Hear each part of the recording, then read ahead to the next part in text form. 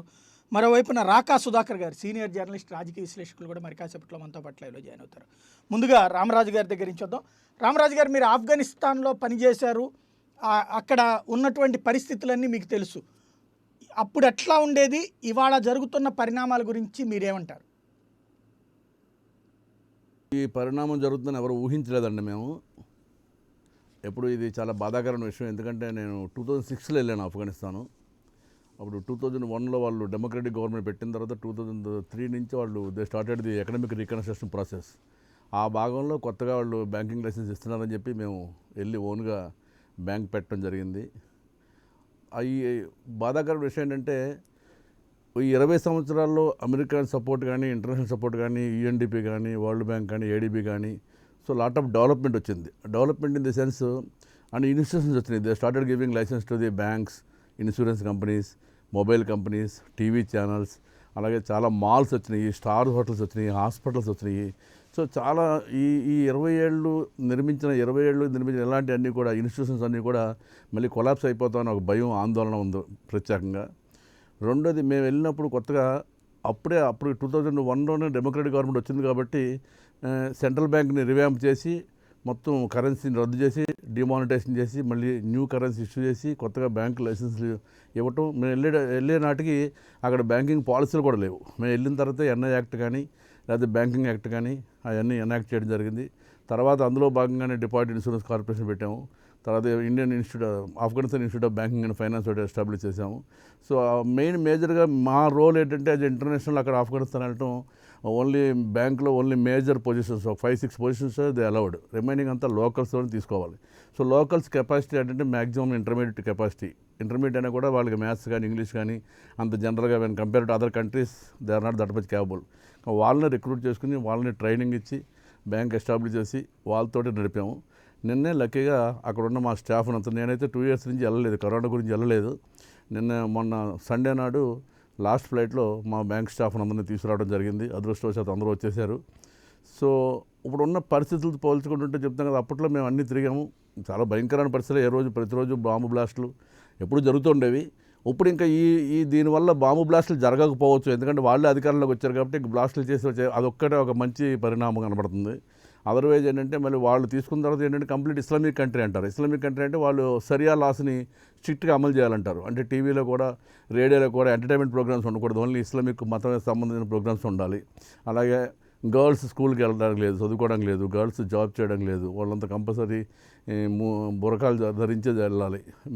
Male అంతా కూడా compulsory గడ్డం పెంచుకునే ఉండాలి. సో ఇలాంటి రిస్ట్రిక్షన్స్ అన్నీ ఉన్నాయి. అలాగే 5 సార్లు నమాజ్ చేయాలి, ఇవన్నీ ఉన్నాయి. దీంతో వీళ్ళు భయం అంతగానే లేదు. ఇప్పుడు ప్రజలకి ఏంటంటే యాక్చువల్గా వాళ్ళు ఇప్పుడు చెప్పిన దాంట్లో 2-3 మంచి విషయాలు కూడా ఉన్నాయి. ఒకటి, ఆ ప్రెసిడెంట్ గారు ఎప్పుడైతే రాజీనామా చేసి ఆయన హ్యాండ్ ఓవర్ చేయడం మంచి ఎందుకంటే రాజీనామా చేయకుండా కనుక రెసిస్ట్ చేసి ఉంటే కనుక చాలా విధ్వంసం జరిగేది.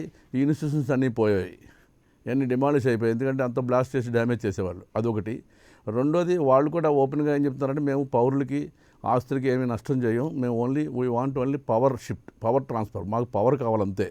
ఎందుకంటే ఈ పవర్ ఎప్పటి నుంచి అడుగుతున్నారు వాళ్ళు, కానీ వీళ్ళు కూడా ఎప్పటి నుంచి పవర్ షేరింగ్ ఇవ్వడానికి రెడీగా ఉన్నారు. కాకపోతే ఎన్నిసార్లు టాక్స్ ఉన్నా పీస్ టాక్స్ ఎప్పుడు కూడా ఫైనలైజ్ కాలేదు. దోహాలో కానీ ఖతార్లో కానీ ఎన్నోసార్లు ఈ పీస్ టాక్స్ జరిగినాయి. వాళ్ళు ఎప్పుడు కూడా they are requesting for the power sharing. ఆ పవర్ షేరింగ్ ఒప్పుకోకపోవడం వల్ల ఈ అమెరికన్ ఎప్పుడైతే విత్డ్రా చేసిందో, సో న్యాచురల్లీ ఈ వెరీ సర్ప్రైజింగ్ అనమాట. ఒక 75,000 మంది తాలిబాన్స్, 3 లక్షల మంది ఆర్మీని ఓవర్ పవర్ చేసి ఒక 6 daysలో, అంటే 21 years అమెరికన్ కంట్రోల్లో ఉన్న కంట్రీ ఒక 6 రోజుల్లో మొత్తం అదుపు తప్పి మళ్ళీ పాతాళలోకానికి వెళ్ళినట్టు అనిపిస్తుంది. చాలా తలుచుకుంటా అంటే ఏమో తెలియదు. ఇక్కడ పబ్లిక్ మెంటాలిటీ ఎట్లా ఉంటుంది? తాలిబాన్ అంటే ఇష్టం ఉంటుందా, ప్రభుత్వం అంటే ఇష్టం ఉంటుందా వాళ్ళకి? న్యాచురల్గా, ఎందుకంటే 2001 వాళ్ళు అరాచకం చూశారు కాబట్టి ఆ అరాచకం ముందు వాళ్ళందరూ అందరూ వేరే దేశాలకి రెఫ్యూజీ కింద వెళ్ళారు. కొన్ని కంట్రీల్లో రెఫ్యూజీ కింద బాగానే ట్రీట్ చేశారు. పర్టికులర్ పాకిస్తాన్లో they are not treated very well. So అలాగేంటంటే వాళ్ళకి తాలిబాన్ అంటే ఎందుకు ఉంటుంది ఇంట్రెస్ట్ ఉండదు. కాకపోతే ఏంటంటే వాళ్ళు రూరల్లో ఆక్యుపై చేసి వాళ్ళందరినీ ఓవర్ పవర్ చేసి భయభ్రాంతులు చేసి ఎప్పటి నుంచో మామూలుగా మేము ఉన్నప్పుడు కూడా చాలా స్టేట్స్ వాళ్ళ కంట్రోల్ ఉన్నాయి.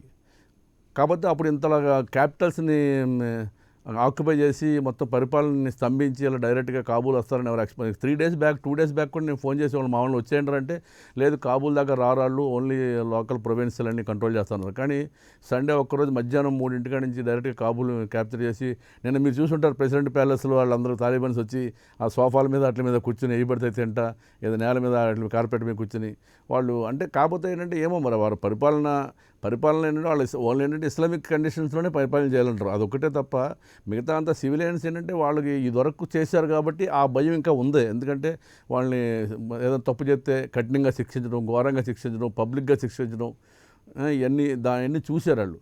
అప్పట్లో కూడా చాలామంది డబ్బు ఉన్న వాళ్ళందరూ కూడా మంచి మంచి కంట్రీలకు వెళ్ళిపోయారు, డబ్బు లేని వాళ్ళందరూ ఇలా గాడిదల మీద అట్ల మీద వెళ్ళి ఇరాన్, పాకిస్తాన్ వెళ్ళారు. సో అయితే మళ్ళీ ఎప్పుడైతే రీకన్స్ట్రక్షన్ ప్రాసెస్ స్టార్ట్ అయిందో సేమ్ ఆఫ్ఘన్స్ ఎక్కడైతే వీళ్ళందరూ యూరప్, యూఎస్, యూకే వెళ్ళారో వాళ్ళందరూ మళ్ళీ వెనక్కి వచ్చి ఇన్వెస్ట్ చేశారు. మళ్ళీ భయంకరంగా మొత్తం అన్ని ప్రాజెక్టులు వాళ్ళే చేశారు. ఇప్పుడు ఆల్మోస్ట్ ఈ 20 yearsలో 12 ఎయిర్పోర్ట్స్ నిర్మాణం జరిగింది. ఇప్పుడున్న ఎయిర్పోర్ట్ కూడా నేను ఉండగా పనిచేసింది. నేను అప్పుడు ఆ టైంలో నేను సివిల్ ఏవియేషన్ మినిస్ట్రీ అడ్వైజర్గా ఉన్నాను.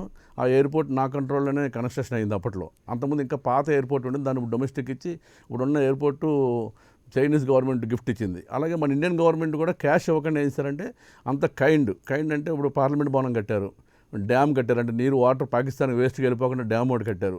అలాగే power line, Tajikistan entire power line, BHEL, KEC ఇలాంటి బొల్లేని సీనియర్ కంపెనీలు అందరి ద్వారా కూడా మనం చాలా డెవలప్మెంట్ యాక్టివిటీ చేసాం. అది కాకుండా ఎవ్రీ ఇయర్ 1000 మంది స్టూడెంట్స్కి డైరెక్ట్గా ఎన్ఐటీకి అడ్మిషను వితౌట్ ఎనీ, మళ్ళీ ఇక్కడ మనకి జేఐటీ ఎంట్రన్స్ లేకుండా అక్కడ 1000 మందికి డైరెక్ట్గా with scholarship, free education, anywhere India, any university of their choice. 1000 మందికి ఎవ్రీ ఇయర్. అదొకటి మంచి పరిణామం. దానివల్ల ఏంటంటే ఆ లోకల్స్కి కెపాసిటీ బిల్డింగ్ జరిగింది. ముఖ్యంగా మా పాత్ర ఏంటంటే యాజ్ ఇంటర్నేషనల్స్ ముందు సిస్టమ్స్, ప్రొసీజర్స్ ఎస్టాబ్లిష్ చేయాలి, పాలసీస్ అన్ని, గైడ్లైన్స్ అన్ని తయారు చేయాలి, లోకల్ కెపాసిటీ బిల్డింగ్ చేయాలి. ఈరోజు మా బ్యాంక్ నేను లేకపోతే నడుస్తుంది అక్కడ. ఆల్మోస్ట్ నేను వచ్చేసి 3 years అయ్యింది, అయినా కూడా బ్యాంక్ నడుస్తుందంటే locals I'm happy. If somebody is managing without me I'm very happy.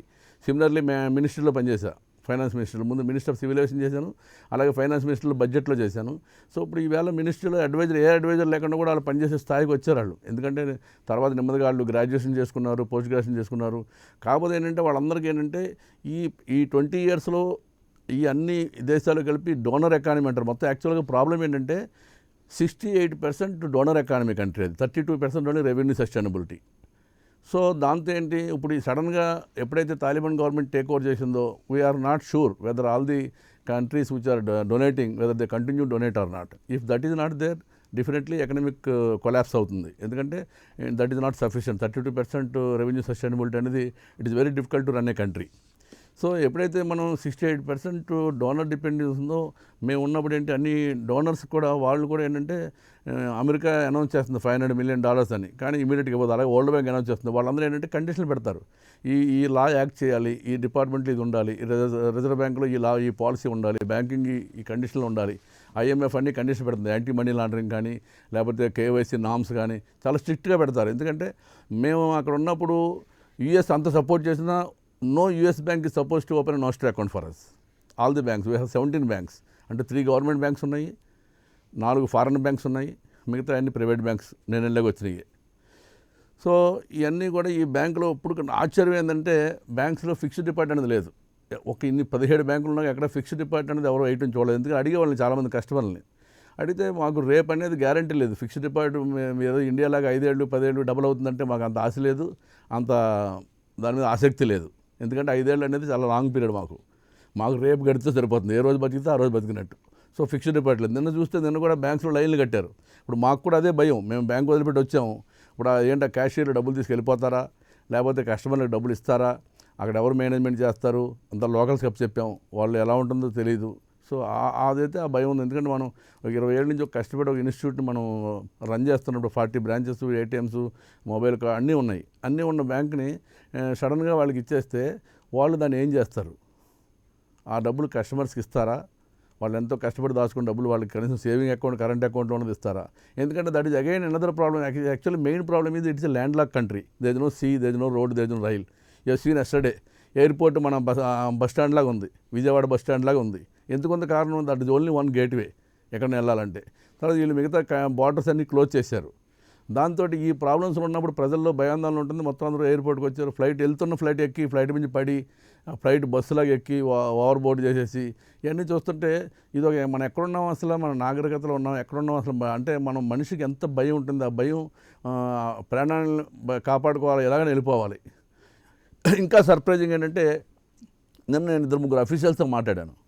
వాళ్ళందరూ కూడా ఓవర్ నైట్ అందరూ వెళ్ళిపోయారు వేరే కంట్రీస్కి, టర్కీ కానీ, తజికిస్తాన్ కానీ, ఉజ్బెకిస్తాన్. నేను అడిగాను, మా ఫ్రెండ్ నా ఫ్యామిలీ తెలిపాడు. మరి మీ ఫాదర్ మదర్ అన్నాను. లేదు, వాళ్ళే మమ్మల్ని వెళ్ళిపోమన్నారు, ముందు మీరు వెళ్ళిపోండి, మీరుంటే మళ్ళీ మీ మీద టార్గెట్ అయ్యి మన ఇల్లే టార్గెట్ అవుతుంది, మీరు వెళ్ళిపోండి ముందు అర్జెంటుగా, మీరు వెళ్ళిపోండి, మీరన్నా సేఫ్గా ఉండండి, మేము ఇక్కడ ఉంటాం పర్వాలేదు. ఈవెన్ లాస్ట్ టైం 2001లో కూడా 50% మేము ఇక్కడే ఉంటాం, మేము చచ్చిపోయినా మా భూమిలోనే చచ్చిపోతాం, మేము మటుకు వేరే కంట్రీ రామని కూర్చున్నారు. మిగతా వాళ్ళందరూ వెళ్ళారు. కానీ వీళ్ళు చాలా ఇంటెలిజెంట్స్. ఎందుకంటే వెళ్ళినప్పుడు కూడా అందరూ ఒకే కంట్రీకి వెళ్ళరు. ఒక తమ్ముడు యుఎస్, ఒక తమ్ముడు యూకే, ఒక తమ్ముడు స్విట్జర్లాండ్ అలా వెళ్ళి మళ్ళీ అక్కడ నెమ్మదిగా వాళ్ళు దే ఆర్ బేసికలీ ఎంటర్ప్రెన్యూర్స్. మళ్ళీ బిజినెస్ ఎస్టాబ్లిష్మెంట్ చేసుకుని మళ్ళీ, ఎందుకంటే basically import economy, complete there is no manufacturing activity in Afghanistan. Recently only with support of Indian government, some steel plant and cement plant they come up. Otherwise, there is no active. But otherwise also, that is the richest country of mines. There are a lot of mineral resources. If that is tapped, that is the richest country in the world. But that is not being happened because of Taliban. ఒక mining contract చేయని మరి ఎందుకని Afghanistan government దాన్ని ఇన్కమ్గా మలుచుకోలేకపోయింది? మలుచుకోలేకపోవడానికి కారణం వాళ్ళు award చేశారు, contract bid ఇచ్చి Chinese కాంట్రాక్ట్గా award చేశారు. కానీ Talibans they said they not you pay tax and will pay. ఇప్పుడు ఎందుకంటే దీని అందరికీ ఇప్పుడు తాలిబాన్కి ఫండింగ్ ఎవరు చేస్తారని అడుగుతారు. ఫండింగ్ ఎలా వస్తుంది? వాళ్ళు ఎక్కడైతే కమాండ్ ఉందో వాళ్ళంతా ట్యాక్స్ వాళ్ళే కలెక్ట్ చేస్తారు. వాళ్ళే ట్యాక్స్ కలెక్ట్ చేస్తారు, లేకపోతే కిడ్నాప్ చేసి ఈ ర్యాన్సమ్ అమౌంట్ తీసుకుని ఇవన్నీ చేస్తుంటారు. కాబట్టి వాళ్ళకి ఆటోమేటిక్గా ఇన్కమ్ వస్తుంటుంది. అది కాకుండా ఓపీఎం మీకు అందరికీ తెలుసు, ప్రపంచంలో ఉత్పత్తి అయ్యే మొత్తం ఓపీఎంలో 98% it's from Kabul, it's from Afghanistan, not from Kabul. So ఈ ఆఫ్ఘనిస్తాన్లో 98% మన ఓపీఎం అవుతున్నప్పుడు దాన్ని లీగలైజ్ చేస్తే, ఇప్పుడు టర్కీ ఉంది, టర్కీలో opium cultivation is legalized. So automatically they added to GDP, so that country getting a revenue on that. But వేరే Afghanistan it's illegal. But illegal 98% ఎక్కడికి వెళ్తుంది? లాస్ట్ టైం యుఎస్ వాళ్ళు కూడా అబ్జెక్ట్ చేశారు, దాన్ని ఆపండి, మీరు కన్జ్యూమ్ చేయడం ఆపండి, మేము పండించడం ఆపటం అంటారు. అంటే కన్జ్యూమ్షన్ బట్టి పండిస్తున్నారు, వరల్డ్ అంతా సప్లై చేస్తున్నారు. రైట్, మంచి సమాచారం. మళ్ళీ మీ దగ్గరికి వస్తానండి నేను. మేజర్ శ్రీనివాస్ గారు, వాస్తవంగా ఇంత అంటే 75,000 మంది తాలిబన్లు 3.5 లక్షల సైన్యాన్ని ఎలాగా కంట్రోల్ చేశారంటారు? 3 కోట్ల జనాభా ఎందుకు అంత డెస్పరేట్గా ఉండాల్సిన పరిస్థితి వచ్చిందంటారు? Basic thing and the rules which these people are following, వీళ్ళు తాలిబన్స్ ఫాలో అవుతున్నటువంటి రూల్ ఏదైతే ఉందో, అటవిక న్యాయం ఏదైతే ఉందో, అది ప్రజల్లో భయభ్రాంతులు తీసుకుపోవాలి. So that is how they targeted the public and they have got the control అనేటివి పూర్తిగా వాళ్ళ చేతిలో పెట్టుకున్నారు. రెండోది, ఇటు మిలిటరీ కనుక మనం చూసుకున్నట్లయితే without US army they are nothing. అంటే ఆఫ్ఘనిస్తాన్ మిలిటరీ ఏదైతే ఉందో, they are not able to face these people. Even తక్కువ సంఖ్యలో ఉన్నప్పటికీ కూడా వాళ్ళ దగ్గర ఉన్నటువంటి ఆయుధాలు కానీ, లేకపోతే వాళ్ళ యొక్క మిలిటరీ ట్రైనింగ్ కానీ, అవన్నీ కూడా ఏమాత్రం సరిపోకుండా ఉండడం వల్లనే ఆ నాటో దళాలు అనేటువంటివి, అమెరికా సపోర్ట్ అనేటువంటిది ఇవ్వడం, కేవలం అమెరికా ద్వారా మాత్రమే వాళ్ళు ఇన్ని రోజులు ఆ తాలిబాన్ ఎదుర్కొన్నారు.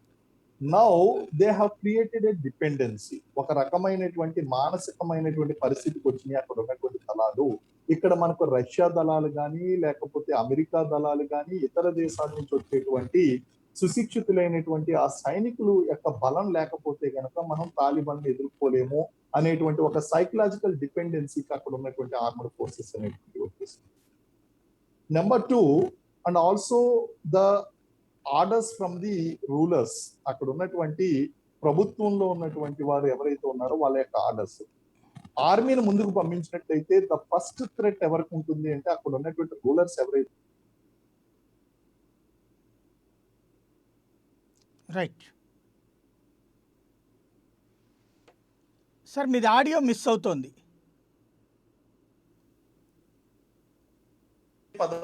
1 minute. I think there is some disturbance అండి.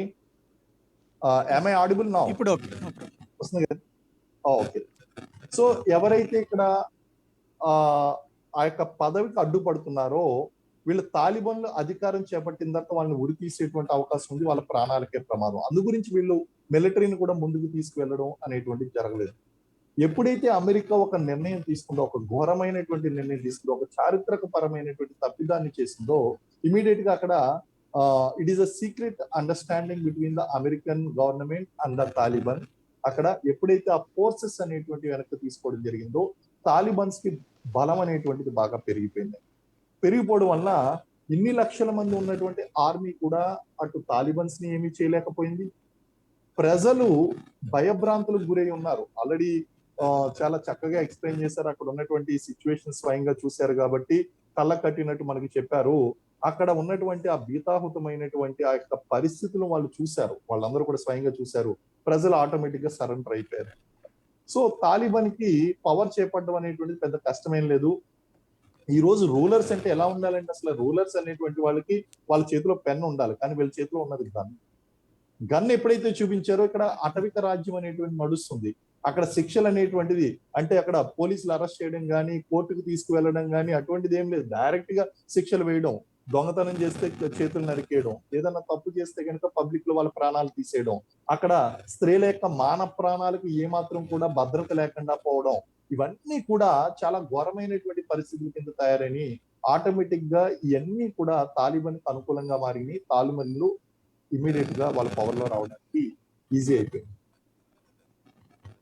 రైట్. మనకి ఎలాంటి థ్రెట్ ఉంటుంది దీని ఇంపాక్ట్? ఎస్ అండి. మనం గనక చూసినట్లయితే పక్కన వాడి ఇల్లు కాలుతుంది కదా, ఈ రోజు మనం ఏమీ చేయకపోయినా పర్వాలేదు అనేటువంటి పరిస్థితులు తయారైంది. ఈ రోజు తాలిబాన్ అనేటువంటి ఒక దాన్ని ఎలా వదిలిపెట్టామంటే, it is most dangerous fundamentalistic institution అని చెప్పేసి చెప్పాలండి. మత ఛాందసవాదంతో పాటు ఒక తీవ్రవాదాన్ని మిక్స్ చేసినటువంటి ఒక సంస్థ తాలిబాన్స్ అనేటువంటి. సో ఈ మత ఛాందసవాదం ఏదైతే ఉందో దానికి తీవ్రవాదం ఎప్పుడైతే తోడైందో, మన దగ్గర ఇప్పుడిప్పుడే మనం కాశ్మీర్ లో సాధారణ పరిస్థితులు మనం చూస్తున్నాం. ఇక్కడ బార్డర్ లో ఉన్నటువంటి సమస్యలన్నిటికీ కూడా సరైనటువంటి చెక్ పెట్టగలుగుతున్నాం. ఇటు చైనాను ధీటుగా ఎదుర్కోగలుగుతున్నాం, ఇటు పాకిస్తాన్ కి సరైనటువంటి బుద్ధి చెప్పగలుగుతున్నాం. కానీ పాక్ ఆక్యుపైడ్ కాశ్మీర్ ఏదైతే ఉందో ఈ రోజుకి మనకి సమాధానం దొరకలేదు. ఆ పాక్ ఆక్యుపైడ్ కాశ్మీర్ లో ఉన్నటువంటి తీవ్రవాద సంస్థలకు శిక్షణ ఇవ్వడంతో పాటు లష్కర్ ఈ తైబా, జైష్ ఈ మహమ్మద్ అండ్ ఐఎస్ఐఎస్ ఇలాంటి ఘోరమైనటువంటి తీవ్రవాద సంస్థలు ఏదైతే ఉన్నాయో వాటికి తాలిబాన్స్ కి మధ్య ఉన్నటువంటి సంబంధాలు అనేటువంటివి బలపడతాయి. భారతదేశంలో తీవ్రవాదం అనేటువంటి పెరగడానికి అవకాశం ఉంది. ఇటు పాకిస్తాన్ ఆల్రెడీ తాలిబాన్ కి సపోర్ట్ చేస్తుంది, చైనా కూడా పాకిస్తాన్ కి సపోర్ట్ చేస్తుంది. కేవలం బార్డర్ పరమైనటువంటి సమస్యలను పూర్తి చేయడమే కాదు, ఇప్పుడు already we are facing the border issues with China and Pakistan. ఆ రకమైనటువంటి సమస్యలు సృష్టించడంతో పాటు ఇంటర్నల్ సెక్యూరిటీకి సంబంధించి తీవ్రవాద సంస్థను ప్రోత్సహించి ఆత్మాహుతి దాడులకు పాల్పడేటువంటి అవకాశం ఉంది. అలాగే తీవ్రవాదం అనేటువంటిది ఉచ్చ స్థాయికి వెళ్ళేటువంటి అవకాశం ఉంది.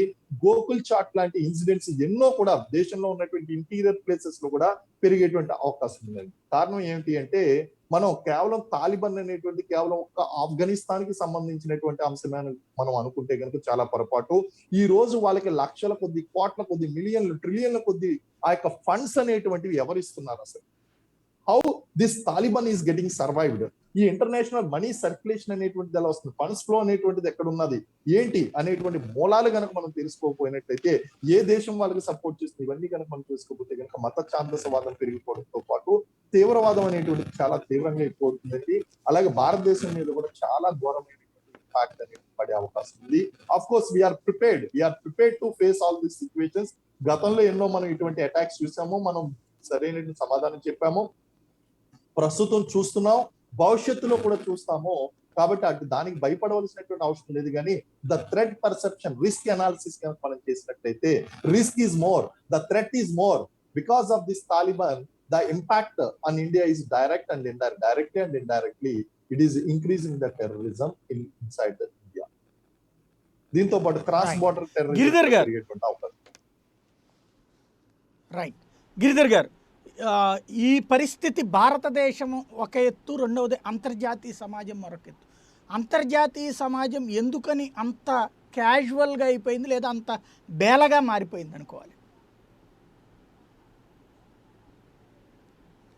అంటే ఇదే అంతర్జాతీయ సమాజం అక్కడ మనకు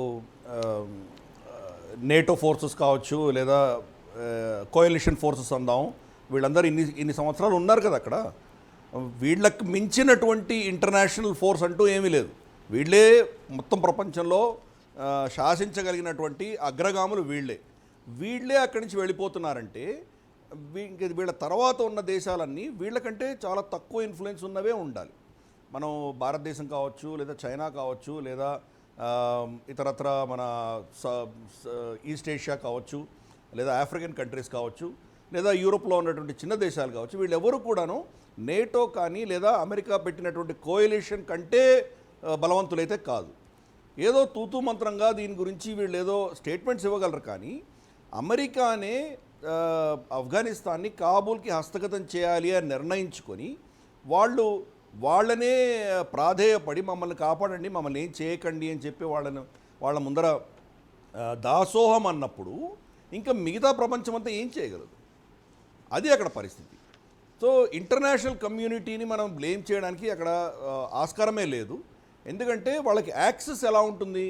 పాకిస్తాన్ గుండానే అమెరికా వెళ్ళింది. ఎప్పుడైతే పాకిస్తాన్ ఆ యాక్సెస్ని వాళ్ళు దుర్వినియోగం చేసుకున్నారో అమెరికా పాకిస్తాన్ కూడా దాసోహం అన్నటువంటి పరిస్థితి మనం చూసాం. 20 ఏళ్లలో అమెరికా యొక్క నీతి ఏదైతే ఉన్నదో ఇది వాళ్ళు ఒక తప్పుడు యుద్ధం చేస్తున్నారు. నిజంగా వాళ్ళు తాలిబాన్ యుద్ధం చేస్తున్నారు. ఒక 1000 మంది తాలిబాన్ చంపితే ఇంకో 1000 మంది పుడుతున్నారు. 15 రోజుల్లో తాలిబాన్ని వాళ్ళు కాబూల్ నుంచి దూరం పంపించగలిగినప్పుడు, మొత్తం మోరార్లెస్ దేశమంతా కబ్జా చేసుకోగలిగినటువంటి శక్తి వాళ్ళకు ఉన్నప్పుడు, అంత టెక్నాలజీ ఉన్నప్పుడు ఈరోజు పరిస్థితి ఏంటి? ఇంకా వాళ్ళ ఆర్మీ 31 ఆగస్టుకి వాళ్ళు వెళ్ళిపోతామన్నారు. ఇంకా వాళ్ళు వెళ్లకుండానే వాళ్ళు కాబూల్ని కబ్జా చేసుకోగలిగారు అంటే కనుక దానికి పైపెచ్చు వాళ్ళ ప్రెసిడెంట్ జో బైడెన్ వచ్చేసి మేము అనుకున్న దానికంటే తొందరగా వచ్చారు వాళ్ళు అన్నాడు. అంతే ఆయన. వీళ్ళు రాలేరు, ఆఫ్ఘనిస్తాన్ సైన్యం వీళ్ళని ఎదుర్కోగలదు అని ఎప్పుడూ పొరపాటు కూడా అనలేదు ఆయన. అంటే దాని అర్థం ఏంటి? అమెరికా దగ్గర ఉండి తాలిబాన్కి హస్తగతం చేసింది మనం అర్థం చేసుకోవాలి. దోహాలో జరిగిన ఒప్పందంలో ఏదో ఆఫ్ఘనిస్తాన్ సంబంధించిన ప్రభుత్వము, మిగతా స్టేక్ హోల్డర్సు అందరూ కలిసి కూర్చొని ఏదో చర్చించుకొని ఒక సంకీర్ణ ప్రభుత్వం ఏర్పరుస్తారు అని చెప్పేసి ఇటువంటి చర్చలు మనం ఇటువంటి వార్తలు చాలా కథనాలు విన్నాం. కానీ అక్కడ జరిగిందంతా ఒకటే, మేము అమెరికా అక్కడి నుంచి వెళ్ళిపోతున్నప్పుడు మీరు మమ్మల్ని అటాక్ చేయొద్దండి, ఇదొకటే ఒప్పందం అంతే, ఇంకా అంతకు మించి ఏం లేదు. జల్మే ఖలీల్జాద్ అన్న వ్యక్తి మీరు ఆఫ్ఘనిస్తాన్కి వెళ్ళారంటే ఆఫ్ఘనిస్తాన్లో ఈరోజు జల్మే ఖలీల్జాద్ కంటే పెద్ద విలన్ వాళ్ళకి ఎవరు కనిపించట్లేదు. ఇంటర్నేషనల్ ఫోర్సెస్ మొన్న ఇన్ఫ్యాక్ట్ 4 రోజుల క్రితం చాలా దేశాలన్నీ కలిసి ఖతార్లో కలిసి ఒక తీర్మానం చేశాయి. ఏమన్నాయంటే ఫోర్స్ఫుల్గా కనుక ఆఫ్ఘనిస్తాన్ ఎవరైనా కబ్జా చేసుకుంటే దాన్ని మేము రికగ్నైజ్ చెయ్యము అని వాళ్ళు ఒక స్టేట్మెంట్ ఇవ్వడం జరిగింది. అది అయిన మరుసటి రోజు చైనా స్టేట్మెంట్ ఇచ్చింది, ఫ్రెండ్లీ ఇస్లామిక్ తాలిబాన్ తోటి మేము మంత్రాలు చేసి వాళ్ళతో ఒక సంబంధం ఉంచుకోవడానికి మేము సిద్ధంగా ఉన్నామని వాళ్ళు స్టేట్మెంట్ ఇవ్వడం జరిగింది. రష్యా యొక్క రిప్రజెంటేటివ్ ఎవరైతే ఉన్నారో ఆఫ్ఘనిస్తాన్లో మోరర్లెస్ అతను ఒక ఐఎస్ఐ ఏజెంట్గా వ్యవహరిస్తున్నాడు. అతను పాకిస్తాన్ ఏం చెప్తున్నదో ఆ పాకిస్తాన్ బాణి అతను కూడా వినిపిస్తున్నాడు. ఇన్ఫ్యాక్ట్ సంబంధం లేని విషయం అతను ఆఫ్ఘనిస్తాన్లో సొల్యూషన్ కావాలంటే కాశ్మీర్ని సాల్వ్ చేస్తే కానీ ఆఫ్ఘనిస్తాన్ సొల్యూషన్ రాదు అని స్టేట్మెంట్ ఇచ్చాడు. ఇది పాకిస్తాన్ చెప్తున్నటువంటి స్టేట్మెంట్. అది రష్యన్ రిప్రజెంటేటివ్ ఆఫ్ఘనిస్తాన్ ఎవరు ఉన్నారో అతను చెప్పినటువంటి మాట ఇది. బోరిస్ జాన్సన్ ఇంగ్లాండ్ ప్రధానమంత్రి ఆయన కూడా ఏం చెప్పాడంటే తాలిబాన్ రికగ్నైజ్ చేయాలా వద్దా అన్న విషయం మేము ఆలోచిస్తాము అన్నాడు ఆయన. మేము రికగ్నైజ్ చెయ్యము అని స్పష్టంగా ఆయన చెప్పలేదు. సో ఈరోజు పరిస్థితి ఏంటంటే తాలిబాన్కి ఒక విధమైన క్రెడిబిలిటీ అనేది ఈ శక్తులే ఇచ్చినాయి. ఇంతటి పవర్ఫుల్ శక్తులు యునైటెడ్ నేషన్స్ సెక్యూరిటీ కౌన్సిల్లో పర్మనెంట్ మెంబర్స్గా ఉన్నవాళ్ళు మొత్తం ప్రపంచంలో మ్యాక్సిమం కంట్రోల్ మెయింటైన్ చేయగలిగినటువంటి కొద్ది దేశాలు వాళ్లే దాసోహం అన్న తర్వాత ఇంకా మిగతా యావత్ ప్రపంచము కూడా దాసోహం అనక తప్పదు. అక్కడ జరిగింది అది. నిజంగా చూస్తే కనుక ఆఫ్ఘనిస్తాన్లో అమెరికా ఎవరితో ఓడిపోయింది అంటే తాలిబాన్తో ఓడిపోలేదు. అది ఓడిపోయింది పాకిస్తాన్ చేతిలో ఓడిపోయింది. అది పాకిస్తాన్ అన్న యాక్చువల్ శత్రువుని వదిలేసి వీళ్ళు తాలిబాన్ మీద అటాక్ ఎంత చేసినా కానీ కూడా అది రావణాసుడి తలల్లాగా మీరు ఎన్ని తలలు తీసేసినా మళ్ళీ ఒక తల పుట్టుకొస్తుంది. రక్తబీజుడి కథ విన్నాం మనం. ఎన్ని రక్త బొట్లు పుడితే అంత రక్తబీజులు పుడతారు. ఆ తాలిబాన్ అంతనే. దాని యొక్క మూలాలు ఎక్కడున్నాయని మీరు కనుక చెక్ చేస్తే, ఇన్ఫ్యాక్ట్ మనం ఈరోజు చర్చ జరుగుతుండగా నిన్న రాత్రి ఈరోజు పొద్దున పాకిస్తాన్లో ఆఫ్ఘనిస్తాన్లో ఎటువంటి ప్రభుత్వం ఉండాలి, ఎవరు మంత్రులు అవ్వాలి అన్న చర్చ పాకిస్తాన్లో జరుగుతున్నది ఈరోజు. అంటే అక్కడ ఉన్నటువంటి ప్రభుత్వాన్ని కంప్లీట్గా కంట్రోల్లో తీసుకున్నది ఈరోజు పాకిస్తాన్. పాకిస్తాన్ యొక్క కంట్రోల్లో ఉన్నటువంటి ఆఫ్ఘాన్ రెఫ్యూజీస్ ఎవరైతే ఉన్నారో వాళ్ళని అస్త్రంగా వాడుకొని అమెరికాను ఓడించింది. ఇన్ఫ్యాక్ట్ తాలిబాన్లలో చాలామందికి యువకులు వాళ్ళు కూడా ఉద్యోగాలు చేసుకొని వెళదాం అనుకున్నటువంటి వాళ్ళకు కూడా ఆప్షన్ ఇవ్వలేదు పాకిస్తాన్. మీరు కనుక అక్కడికి వెళ్ళి ఆఫ్ఘనిస్తాన్లో యుద్ధం చేయకపోతే మీ తల్లిదండ్రులని, మీ కుటుంబాన్ని, మీ చెల్లెళ్ళని, అక్కల్ని వీళ్ళు చంపేస్తామని బెదిరించడం. సో వీళ్ళందరూ కూడా వాళ్ళకు బందీలుగా ఉన్నారు. సో పాకిస్తాన్కి విపరీతమైన లివరేజ్ ఉన్నది. తాలిబాన్ అన్నది పాకిస్తాన్కి ఒక ఎక్స్టెన్షన్ మాత్రమే. అది వేరే భిన్నమైనది కాదు, వేరే డిఫరెంట్ ఆర్గనైజేషన్ కానే కాదు. మనం ఇది స్పష్టంగా అర్థం చేసుకోవాలి.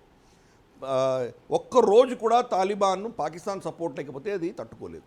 ఇందాక వారు చెప్పారు ల్యాండ్ లాక్డ్ కంట్రీ అన్నారు. ల్యాండ్ లాక్డ్ అయినప్పుడు వాళ్ళకి ఎక్కడి నుంచి వస్తుంది ఆయుధాలు కానీ వాళ్ళకి కావాల్సిన ధనం కానీ ఎక్కడి నుంచి వస్తాయి? ఇన్ఫ్యాక్ట్ మనకు ఇప్పుడు వస్తున్నటువంటి ఇన్ఫర్మేషన్ ఏంటంటే చాలా ఊర్లలో వాళ్ళు గవర్నమెంట్ అధికారులు ఎవరైతే గవర్నమెంట్ సైనిక అధికారులు ఉన్నారో వాళ్ళని కొనుక్కున్నారు. వాళ్ళకు పైసలు ఇచ్చి చాలా $1,000 వాళ్ళకి ఇచ్చి మీరు సరెండర్ అయిపోండి, పైసలు తీసుకోండి, సరెండర్ అయిపోండి, కామ్గా ఉండండి అని వాళ్ళకి చెప్తే వాళ్ళు ఆప్షన్ యాక్సెప్ట్ చేసి వాళ్ళు సరెండర్ అయిన ఉదంతాలు మనకు చాలా ఉన్నాయి. అంటే ఆ ధనం ఎక్కడి నుంచి వచ్చింది వాళ్ళకు? అది ఎవరు ఇస్తున్నారు వాళ్ళకి ధనం? అది మనం అర్థం చేసుకోవాలి. వాళ్లకు ఇంత ఆర్మ్స్ అండ్ అమ్యూనిషన్ రావడానికి, వాళ్ళకు ఆయుధాలు రావడానికి ఎక్కడి నుంచి వస్తున్నాయి? వాళ్ళకి కావాల్సిన కేడర్ ఎక్కడి నుంచి వస్తున్నది? సో ఇది మనం గమనించాలి. ఇవి ఏవై లేకపోతే కనుక వాళ్ళు ఒక్కరోజు కూడా వాళ్ళు తట్టుకునేటువంటి పరిస్థితి లేదు. పాకిస్తాన్ సపోర్ట్ లేకపోతే కనుక తాలిబాన్ ఒక్కరోజు కూడా అక్కడ వాళ్ళ అడ్మినిస్ట్రేషన్ చేయలేరు, కొలాప్స్ అయిపోతుంది. కాబట్టి పాకిస్తానే స్ట్రాటజిక్ డెప్త్ కోసం వాళ్ళు ఆఫ్ఘనిస్తాన్ని కబ్జా చేసుకున్నారు. ఆఫ్ఘనిస్తాన్లో జరిగింది జరగబోతున్నది కూడా భారతదేశానికి పాకిస్తాన్కి ఇద్దరికి మధ్యలో జరుగుతున్నటువంటి ఘర్షణ మాత్రమే. అమెరికా వచ్చిందా, సోవియట్ యూనియన్ వచ్చిందా, రేపు చైనా వస్తుందా, ఇవన్నీ కూడాను కాకతాళీయమైనవి. సెకండరీ ప్లేయర్స్ వాళ్ళందరూ. ప్రైమరీ ప్లేయర్ భారతదేశం, పాకిస్తాన్, వీళ్ళిద్దరే అక్కడ ఉన్నది. భారతదేశాన్ని వాళ్ళు ఓడించాలి, భారతదేశంతో యుద్ధంలో తట్టుకోవాలి అంటే కనుక వాళ్ళకి స్ట్రాటజిక్ డెప్త్ కావాలి. పాకిస్తాన్కు స్ట్రాటజిక్ డెప్త్ లేకపోతే కనుక రేపు వాడు న్యూక్లియర్ వెపన్స్ పెట్టుకున్నా కానీ కూడా భారతదేశంతో యుద్ధం వస్తే కనుక మనకు కొన్ని గంటలు చాలు వాళ్ళ అసెట్స్ అన్నీ తీసేయడానికి. మనం బాలాకోట్లో చూసాం. మనం లిటరల్గా మనం లైన్ ఆఫ్ కంట్రోల్ దాటాం కానీ ఇంటర్నేషనల్ బార్డర్ దాటకుండా ఇక్కడి నుంచి మనం ఫైర్ చేసిన మిజైల్ వెళ్ళి బాలాకోట్లో మనం కొట్టగలిగినాం మనం. అంటే వాళ్ళ దేశం చాలా చిన్నది, వాళ్ళ విడ్త్ చాలా చిన్నది. మనం ఇప్పుడు వచ్చినటువంటి రఫాయిల్ లాంటి యుద్ధ విమానాలతో కావచ్చు, లేదా మనకు ఉన్నటువంటి మిసైల్స్తో కావచ్చు, పరాచినార్ కావచ్చు, పెషావర్ కావచ్చు, ఆఫ్ఘాన్ బార్డర్లో ఉన్న ఊర్లను కూడా మనం ఈజీగా సులువుగా ఛేదించవచ్చు మనం. కాబట్టి పాకిస్తాన్కి వాళ్ళు ఉనికి, వాళ్ళు బతకాలి అంటే కనుక వాళ్ళకు ఉన్నటువంటి భూభాగం సరిపోదు వాళ్ళకి. అందుకనే వాళ్ళకి ఆఫ్ఘనిస్తాన్ని ఒక స్ట్రాటజిక్ డెప్త్గా వాడుకోవడం అన్నది ఈ పాలసీ వాళ్లకు రమారమి 40 ఏళ్ల నుంచి నడుస్తున్నది. ఇది ఆ స్ట్రాటజిక్ డెప్త్ కోసమే ఎవరొచ్చినా వాళ్ళ దగ్గర నుంచి వీళ్ళు పైసలు తీసుకునేటువంటి ప్రక్రియ వాళ్ళు చేస్తున్నారు. పాకిస్తాన్ ఒక వింత దేశం. అదేంటంటే వాళ్ళ తలకు వాళ్ళే పిస్టల్ పెట్టుకొని మీరు మాకు పైసలు ఇవ్వకపోతే మేము కాల్చుకుంటామని బెదిరించి పైసలు తీసుకుంటారు వాళ్ళు. అమెరికా ట్రూప్స్ని అటాక్ చేస్తున్నారు, అలాగే సోవియట్ యూనియన్ అటాక్ చేశారు ఇదివరకు. ఎవరో ఒకరిని అటాక్ చేయడము, ఇప్పుడు చైనాని మొదలు పెడతారు వాళ్ళు. చేసి మేమే తాలిబాన్ని కంట్రోల్ చేయగలము, మాకు పైసలు ఇవ్వండి, మేము వాళ్ళని కంట్రోల్ చేస్తామని చెప్పి వాళ్ళ దగ్గర పైసలు తీసుకుంటారు. అమెరికా దగ్గర ఇన్ని రోజులు తీసుకున్నారు. ఇది డొనాల్డ్ ట్రంప్ ప్రెసిడెంట్గా ఉన్నప్పుడు ఆయన బాహటంగా చెప్పడం జరిగింది. ఇదివరకు ఉన్న ప్రెసిడెంట్స్ చెప్పలేదు. వాళ్ళు కూడా తెలిసి ఇంటెలిజెన్స్ ఉంది, కానీ వాళ్ళు నోరు మెదల్పలేదు. ట్రంప్ గారు మనం చూస్తే కనుక 2 ఏళ్ల క్రితం జనవరి 1న ఆయన ఒక ట్వీట్ చేశారు. మీకు $33 బిలియన్ మేము ఇచ్చాము ఇన్ని రోజులు, అది మాకు బూడిదలో పోసిన పన్నీర్ అయింది, నాట్ ఎనీమోర్, మళ్ళీ ఇంకా మేము ఇవ్వబోము అని స్టేట్మెంట్ ఇచ్చి వాళ్ళకి పాకిస్తాన్కి ఫండింగ్ కట్ చేయడం జరిగింది ఆయన. అంటే ఎవరి దగ్గర నుంచి పైసలు వాళ్ళు సంపాదించుకోవాలి, ఎలా సంపాదించుకోవాలి అనేది వాళ్ళు చాలా వాళ్ళకి ఆ ఎఫిషియన్సీ పాకిస్తాన్కి విపరీతంగా ఉన్నది. ఇంతకాలం అదే చేస్తున్నది అది. అక్కడ రేపు మనకు భారతదేశంతో యుద్ధం వస్తే కనుక వాళ్ళ యుద్ధ విమానాలు కావచ్చు, వాళ్ళ న్యూక్లియర్ ఆర్మమెంట్స్ కావచ్చు, లేదా వాళ్ళ అసెట్స్ అంటే ఈ మన మనం ఎవరైతే టెర్రరిస్ట్ అంటామో ఈ అసెట్స్ అన్నింటిని కూడా వాళ్ళు ఆఫ్ఘనిస్తాన్కి షిఫ్ట్ చేస్తారు. మనకు పాకిస్తాన్తో యుద్ధం కానీ ఆఫ్ఘనిస్తాన్తో యుద్ధం లేదు కాబట్టి వాళ్ళు అక్కడ వాళ్ళని సేఫ్గా ఉంచుకొని మనం ఫస్ట్ మన భారతదేశం అటాక్స్ అన్నీ వాళ్ళు తట్టుకోగలిగినప్పుడు ఆఫ్ఘనిస్తాన్ నుంచి మళ్ళీ మనల్ని అటాక్ చేయగలరు వాళ్ళు. ఇది వాళ్ళకి ప్రైమరీ మోటివేషన్ పాకిస్తాన్కి. ఆఫ్ఘనిస్తాన్లో భారతదేశాన్ని ఓడించడం అన్నది ప్రప్రథమమైన వాళ్ళ ఇంట్రెస్ట్. ఒక 3 వారాల క్రితం ఇమ్రాన్ ఖాన్ గ్వాడర్కి వెళ్ళి అక్కడ ఏదో కొన్ని ప్రాజెక్ట్స్ ఆయన ఇనాగ్రేట్ చేసినప్పుడు ఇంకా అప్పటికి తాలిబాన్ కాబూల్ దరిదాపులో కూడా రాలేదు, ఒక్క ఊరును కూడా వాళ్ళు ఇంకా కబ్జా చేయలేదు, గ్రామ ప్రాంతాల్లోనే ఉన్నది. అప్పుడే ఇమ్రాన్ ఖాన్ స్టేట్మెంట్ ఇవ్వడం జరిగింది, భారతదేశం ఆఫ్ఘనిస్తాన్లో ఓడిపోయింది అని స్టేట్మెంట్ ఇచ్చాడు. అంటే మనం అర్థం చేసుకోవచ్చు ఇక్కడ ఈ మొత్తం గేమ్లో కూడాను అమెరికాను వాడుకుంది పాకిస్తాన్. అల్టిమేట్గా పాకిస్తాన్ గెలిచింది. కానీ పాకిస్తాన్ నైజం ఏంటంటే వాళ్ళు షార్ట్ టర్మ్లో తొందరగా గెలుస్తారు, లాంగ్ టర్మ్లో మాత్రం విపరీతంగా నష్టపోతారు. కార్గిల్లో చూసాము, ఇటువంటి చాలా విషయాల్లో చూసాం మనము. ఇప్పుడు ప్రస్తుతానికి అయితే పాకిస్తాన్ గెలిచింది. ఈ గెలుపుని ఎన్ని రోజులు వాళ్ళు కాపాడగలగలరో మనం చూడాలి. రైట్.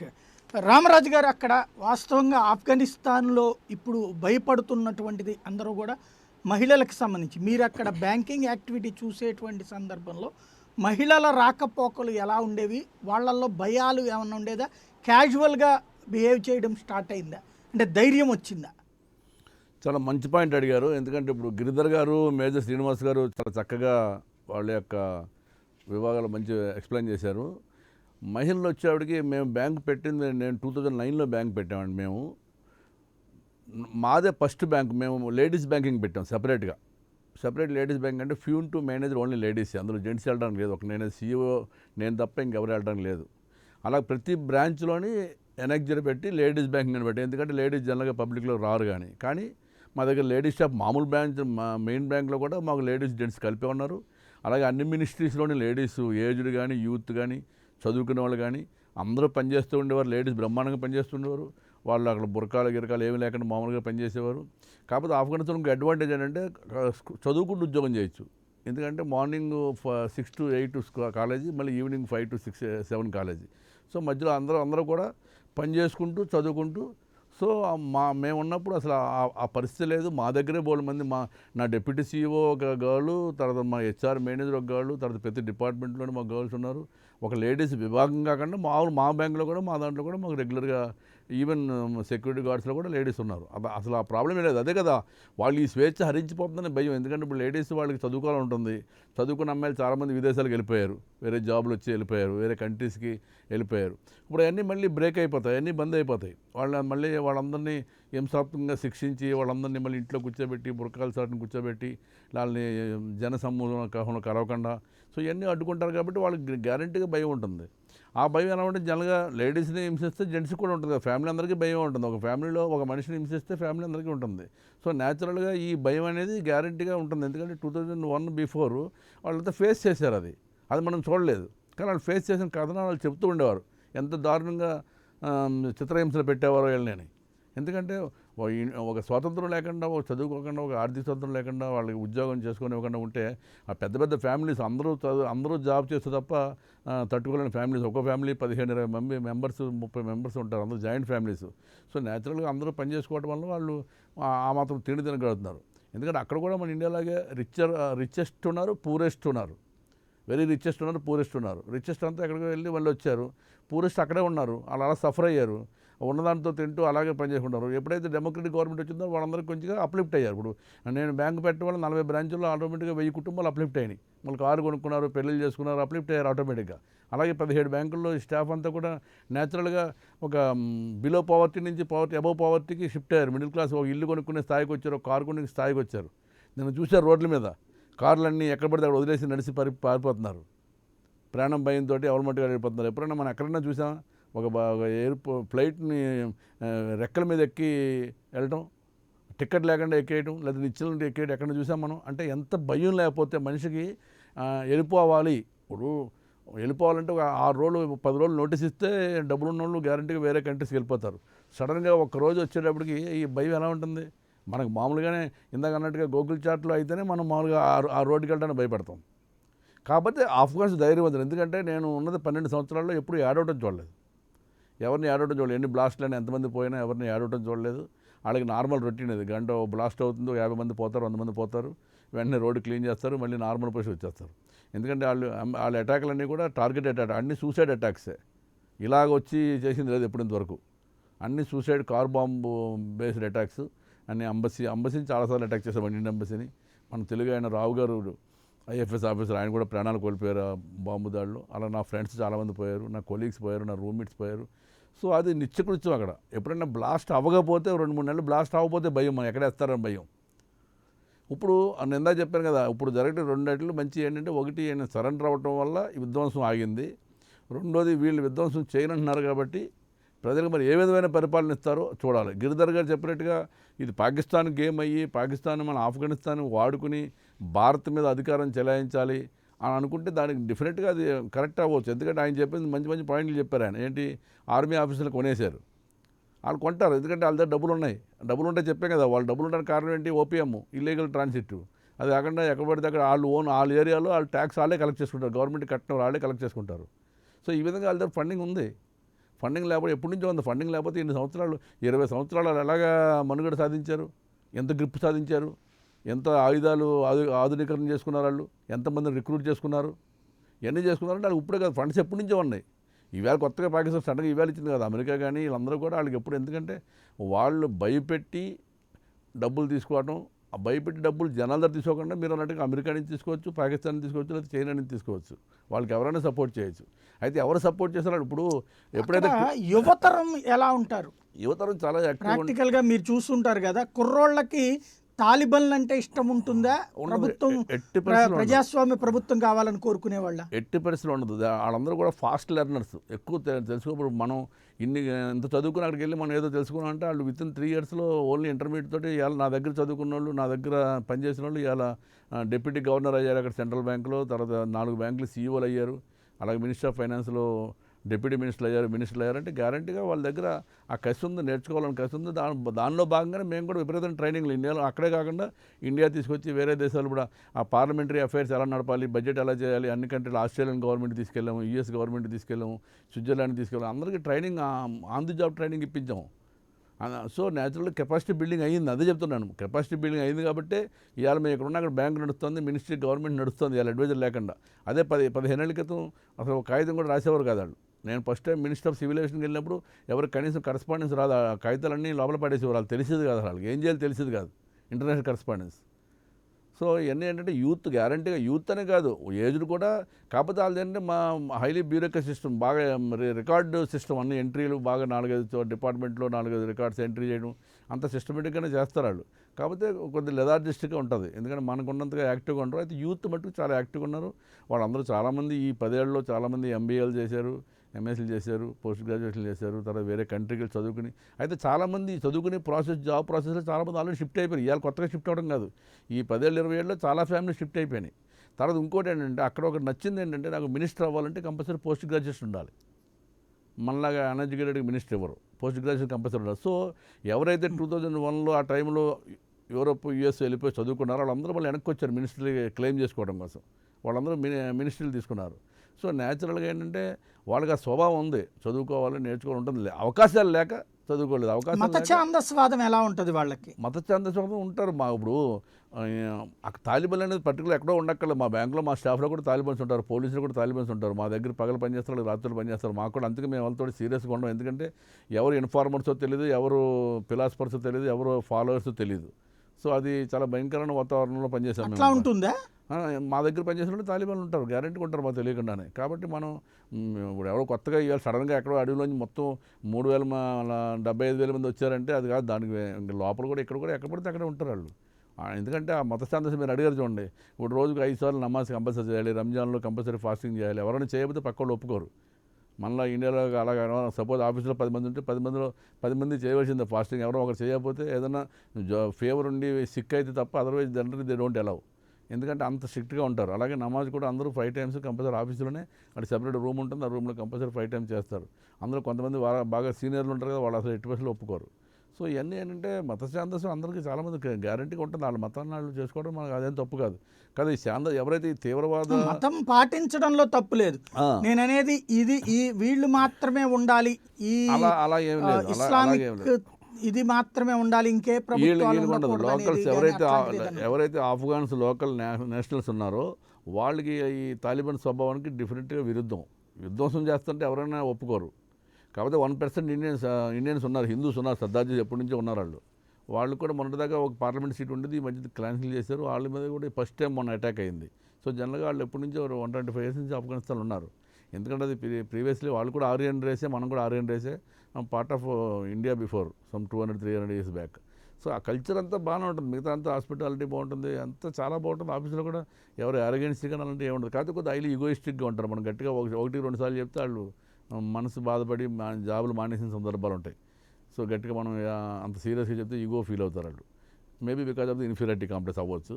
ఏదైనా వాళ్ళని మేనేజ్ చేయడం, ఒక ఇంటర్మీడియట్ చదువుకున్నోడితో వాళ్ళని బ్యాంక్ సీఈఓని చేయడం అనేది మాకు కష్టతర పైన, కానీ తప్పదు, మా డ్యూటీ అది. ఎందుకంటే మేము కంటిన్యూగా అక్కడ గ్రీన్ కార్డు తీసుకుని ఉండలేం కాబట్టి ఎంత తొందరగా వాళ్ళకి నేర్పి బయటకు రావాలని ఆలోచిస్తాం. ఇప్పుడు బ్యాంకుల్లో డబ్బులు ఉన్నట్టా, లేదా వీళ్ళు ఏమన్నా లూటీలు చేయడం అట్లాంటివి అది ఏమన్నా చేస్తున్నారా? మాకే ప్రశ్న మార్క్. ఎందుకంటే మేము అందరూ వచ్చేసాము, అది ఎలా ఉంటుందో తెలియదు ఇంకా. మరి అదే వాళ్ళు పాలసీ ఇంకా మేము డిక్లేర్ చేయం, ఇంకా డిసైడ్ చేయలేదు, 2-3 రోజులు చేస్తామంటున్నారు. ఇప్పుడున్న కస్టమర్లకి వాళ్ళు మామూలుగా డిపాజిట్ ఇన్సూరెన్స్ కార్పొరేషన్ ఉంది, మరి దాన్ని యాక్టివ్ చేసి మరి డబ్బులు కస్టమర్కి ఇప్పిస్తారా, లేదా వాళ్ళ బ్యాంకులో డబ్బులు డ్రా చేయడానికి అవకాశం కల్పిస్తారా, ఇవన్నీ ఇంకా అప్పుడే మనం ఇప్పుడప్పుడే చెప్పే స్టేజ్లో లేదు. ఇంకొక 1 అంటే వీక్ కలెక్ట్ చేసిన అమౌంట్స్ ఎట్లా పెడతారు అక్కడ? కరెక్ట్. అది బేసికల్లీ మానిటరీ ఎకానమీ. అంటే చెప్పే కదా, మేము వెళ్ళడికి యాక్ట్లు లేవు. చెక్ అనేది జనరల్గా మా చెక్కు అవన్నీ ఎవరు యాక్సెప్ట్ చేయరు. మీరు ఎవరికైనా డబ్బులు ఇవ్వాలంటే చెక్ తీసుకోరు, క్యాషే తీసుకుంటారు. Basically completely monetary base economy, అంతా క్యాషే కావాలంటారు. సో న్యాచురల్గా all the banks are required to keep more money, liquid cash. అది సెంట్రల్ బ్యాంక్లో పెడతాం, డైలీ సెంట్రల్ బ్యాంక్లో డిపాజిట్ చేస్తాం. ఏది చేసినా కూడా అంటే అక్కడ మనీ మార్కెట్ ఎక్కువ. మామూలుగా మన కూరగాయల మార్కెట్ లాగా మనీ మార్కెట్ ఉంటుంది. డబ్బులు రోడ్డు మీద అమ్ముతూ ఉంటారు అందరు, కరెన్సీ రోడ్డు మీద కూడా సిగ్నల్ ధర కరెన్సీ అమ్ముతూ ఉంటారు. సో అది బేసికల్లీ మనీ ఎకానమీ. ఎందుకంటే అమ్మడం అంటే ఎట్లా?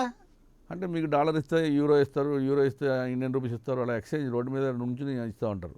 సో ఎందుకు దీనందరూ ఇప్పుడు అలాగే అమెరికా మేము బ్యాంకులో ఉన్నప్పుడు కూడా మాకు చాలా హడ్డిల్స్ ఉన్నాయి. ఎందుకంటే ఈ IMF వాళ్ళందరూ కూడా చాలా ఆంక్షలు పెట్టేవారు మాకు. ఇది కేవైసీ నామ్స్ లేదు, ఇందులో అని ఎలా పంపిస్తున్నాడంటే, ఒక 20 years బ్యాక్ బ్యాంకు లేనప్పుడు ఆ డబ్బులు ఆడ ఉన్నప్పుడు ఇవాళ పంపుతున్నాడు, ఇల్లు అమ్ముకుని పంపుతున్నాడు అంటే వాళ్ళు ఒప్పుకునే ట్రాన్సాక్షన్ రిజెక్ట్ చేసేవారు. సో ఇవన్నీ మనం వాళ్ళని చూసుకుని, ఎందుకంటే ఇల్లు అడ్రస్ ఐడెంటిఫై చేయడం కష్టం, లోన్ ఇస్తే కూడా అది రికవర్ చేయడం కష్టం. ఎంత మేము చాలా ఫేస్ చేసాం.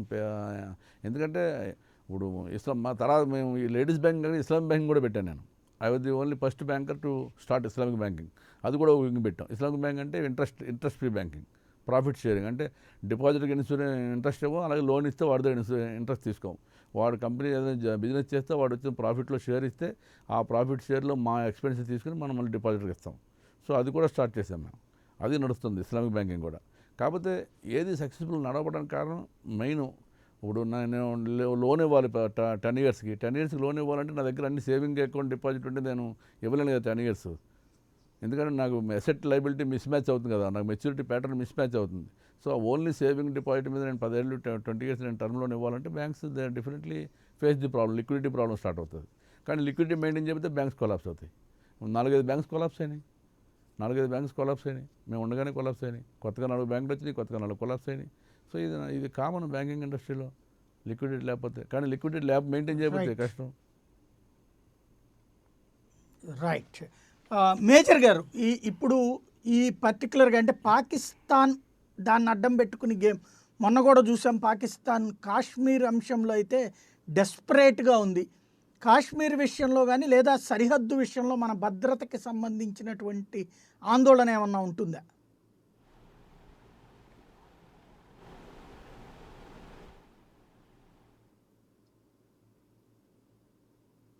శ్రీనివాస్ గారు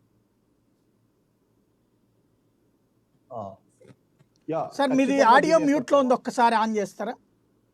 రైట్. ఆన్ చేసాను, ఇప్పుడు వినిపిస్తుంది కదండి. వినబడుతుంది. సో దీని యొక్క ప్రభావం మనకి ఖచ్చితంగా కనిపిస్తుందండి. రీజన్ ఏంటి అంటే పాకిస్తాన్ అనేటువంటి సర్వైవ్ అవుతున్నదే మాక్సిమం ఈ కాశ్మీర్ ఇష్యూ మీద సర్వైవ్ అవుతుంది. నెంబర్ ఆఫ్ టైమ్స్ మనం ఇంటర్నేషనల్ ప్లాట్ఫామ్స్ మీద కూడా ఈ కాశ్మీర్ ఇష్యూస్ లో మనం పాకిస్తాన్ డిఫీట్ చేయడం అనేటువంటిది కనిపించింది. అయితే ఈ తాలిబాన్ మత ఛాందసవాదం, మతం అనేటువంటిది ఇంపార్టెంటే, కానీ మత తత్వం అనేటువంటి చాలా డేంజర్.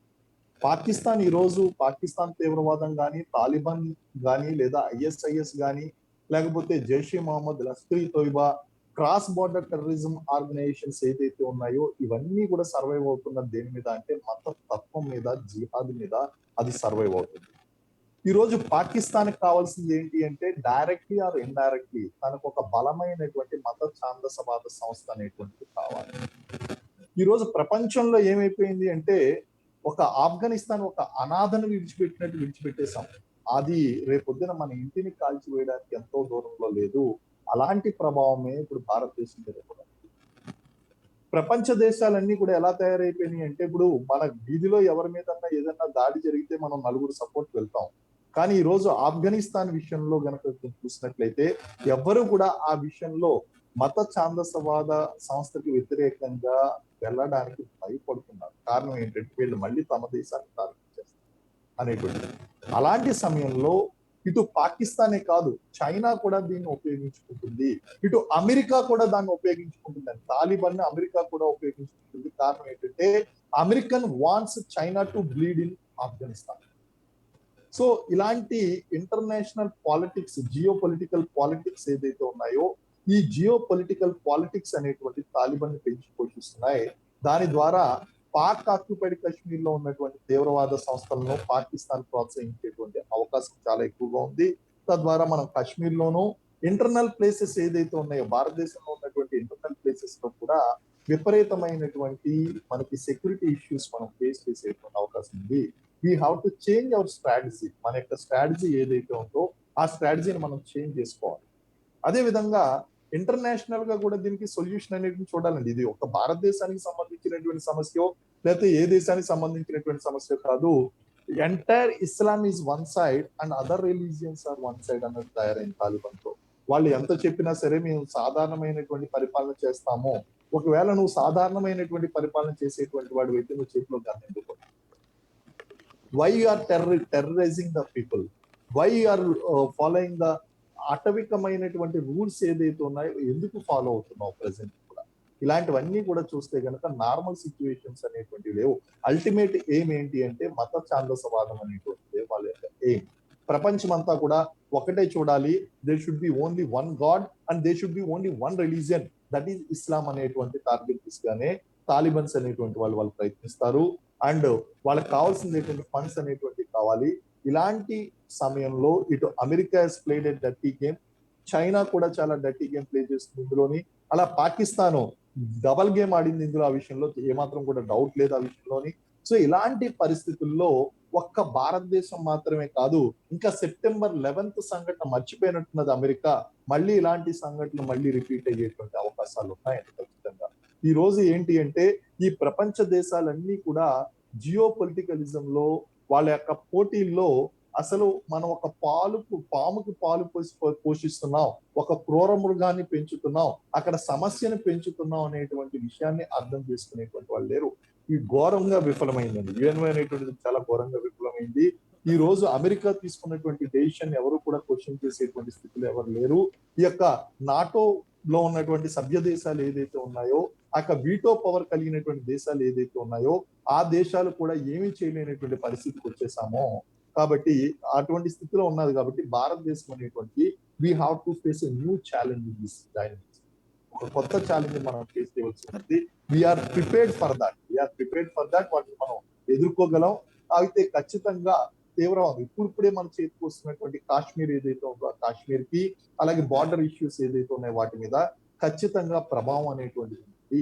ఆ ప్రభావం చాలా తీవ్రంగా ఉండదు. ఆ ప్రభావం అనేటువంటిది చాలా తీవ్రంగా ఉండబోతుందని there is no doubt about. ఇక్కడ పాక్ ఆక్రమిత కాశ్మీర్ని భారత్లోకి మళ్ళీ పునఃస్వాధీనం చేసుకోవాలన్నది భారత ప్రభుత్వపు ఆలోచన. అది ఇప్పుడు ప్రమాదంలో పడినట్టేనా? అది అసాధ్యం అయ్యే పనేనా ఇప్పుడు? అంటే ఇది ఇమీడియట్ గా కాదండి. ఇప్పుడు పాక్ ఆక్యుపైడ్ కాశ్మీర్ ని మనం ఇమీడియట్ గా వెనక్కి తీసుకురావాలి అంటే కనుక కాశ్మీర్ లో ఆర్టికల్ 317 రద్దు చేయడానికి మనకి దాదాపు 74 సంవత్సరాలు పట్టింది. మళ్ళీ ఆ ఆర్టికల్ 317 రద్దు చేసిన తర్వాత సాధారణ పరిస్థితిని తీసుకురావడం నెమ్మదిగా మనం చక్కదిద్దుతున్నాం. అంటే ఏదైనా ఒక మిలిటరీ యాక్షన్ ద్వారా డిప్లొమాటిక్ యాక్షన్, మిలిటరీ యాక్షన్ ద్వారా మాత్రమే ఆ పిఓకే ఏదైతే ఉందో ఆ పిఓకే అనేటువంటి వెనక్కి తీసుకురాగలం.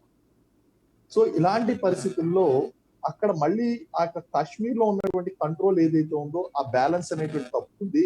అండ్ దాదాపు పిఓకే అనేటువంటిది తాలిబాన్ అనేటువంటి ఈ యొక్క సంస్థ బలపడటం వలన అక్కడ పాక్ ఆక్యుపైడ్ కాశ్మీర్ లో ఈ తీవ్రవాద సంస్థలు ఏదైతే ఉన్నాయో 100% అన్నిటికీ కూడా ట్రైనింగ్ అనేటువంటిది ఇవ్వడం జరిగింది. మొన్న కార్గిల్ కూడా మీరు చూడండి, కార్గిల్ లో మీకు పార్టిసిపేట్ చేసింది పాకిస్తాన్ ఆర్మీయే కాదు, అక్కడ ఉన్నటువంటి మిలిటెంట్ సంస్థలు ఏదైతే ఉన్నాయో మిలిటెంట్ సంస్థలు అన్ని కూడా అక్కడ కార్గిల్ వార్ లో సపోర్ట్ చేయడం అనేటువంటి.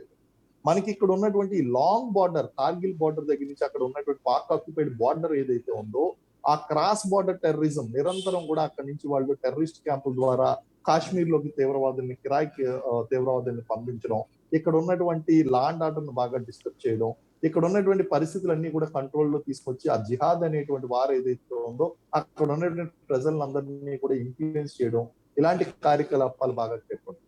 ఇప్పుడు ఈ తాలిబాన్ అనేటువంటిది బలపడడం కారణంగా ఇక్కడ ఉన్నటువంటి టెర్రరిస్ట్ సంస్థలు ఏదైతే ఉన్నాయో వాటికి మోరల్ గాను అలాగే శిక్షణా పరంగా కూడా విపరీతమైనటువంటి సపోర్ట్ అనేటువంటి ఉంటుంది.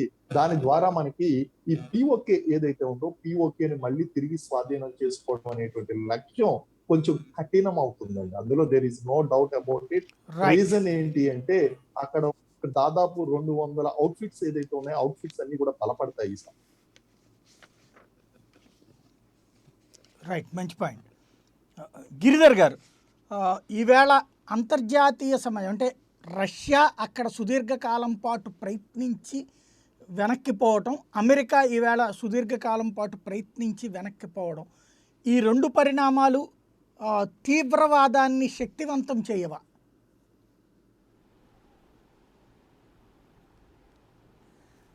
మనం ఒక విషయం అర్థం చేసుకోవాలి.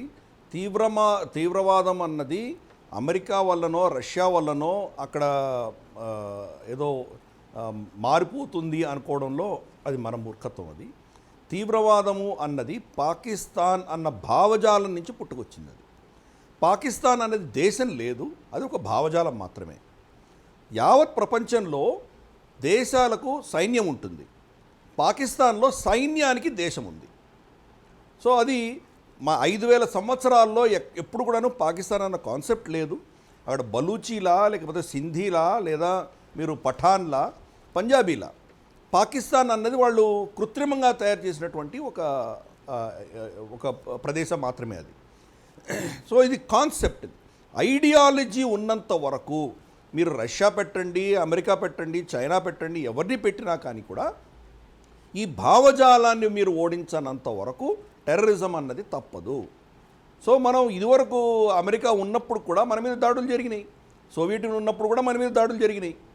కానీ సోవియట్ యూనియన్కి తర్వాత అమెరికాకి రెండింటి మధ్యలో వ్యత్యాసం ఏంటంటే సోవియట్ యూనియన్ ఆఫ్ఘనిస్తాన్ నుంచి వెళ్ళిపోయిన తర్వాత రమారమి 3 సంవత్సరాలు పైబడి అక్కడ సోవియట్ యూనియన్కి అనుకూల ప్రభుత్వం నజీబుల్లా అన్నటువంటి ఆ వ్యక్తి ఆయన ప్రెసిడెంట్గా అక్కడ చలామణి అవ్వగలిగారు.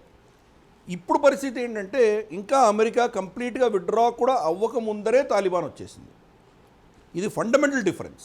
అంటే ఆఫ్ఘనిస్తాన్లో మనము పోయినసారి మన భారతదేశం కూడా ఏం చేశామంటే నార్దర్న్ అలయన్స్ అని పిలిచేవాళ్ళము. పంజ్షీర్ వ్యాలీ, వకాన్ కారిడోర్, నార్త్ ఆఫ్ఘనిస్తాన్లో ఉన్న ప్రాంతంలో ఉన్నటువంటి అహ్మద్ షా మసూద్ లాంటి వాళ్లకు మనం సపోర్ట్ చేసి ఫండింగ్ ఇచ్చి ఆయుధాలు ఇచ్చి తాలిబాన్కి వ్యతిరేకంగా ఒక శక్తిని నిలబెట్టగలిగినాం మనం. ఈరోజు మనకు ఆ శక్తి లేదు. ఎందుకు లేదు అనేది మనం ప్రశ్నించుకోవాలి. ఈ టెర్రరిస్ట్ లాస్ట్ పోయినసారి కూడా తాలిబాన్ ఉన్నప్పుడు తాలిబాన్ వలన మనకు ఎటువంటి ఇబ్బంది రాలేదు. ఇది అర్థం చేసుకోవాలి మనం. తాలిబాన్ అన్నది వాళ్ళ దేశంలో మాత్రమే వాళ్ళు చూసుకుంటారు. మహా అంటే పాకిస్తాన్లో కొంత వాళ్ళకి ఇంట్రెస్ట్ ఉన్నది కాబట్టి.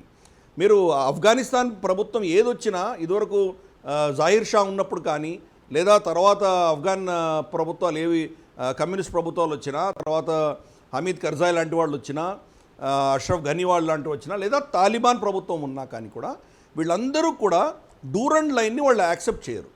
డూరండ్ లైన్ అన్నది మనకు తెలుసు, బ్రిటిష్ వాళ్ళు మన పష్తూన్ భూములని 2 భాగాలు చేసి ఆఫ్ఘనిస్తాన్కి కొంత ఇచ్చి కొంత పాకిస్తాన్ దగ్గర ఉంచడం అనేది జరిగింది. అది కాబట్టి వాళ్ళు ఎవ్వరు కూడా దీన్ని రికగ్నైజ్ చేయరు.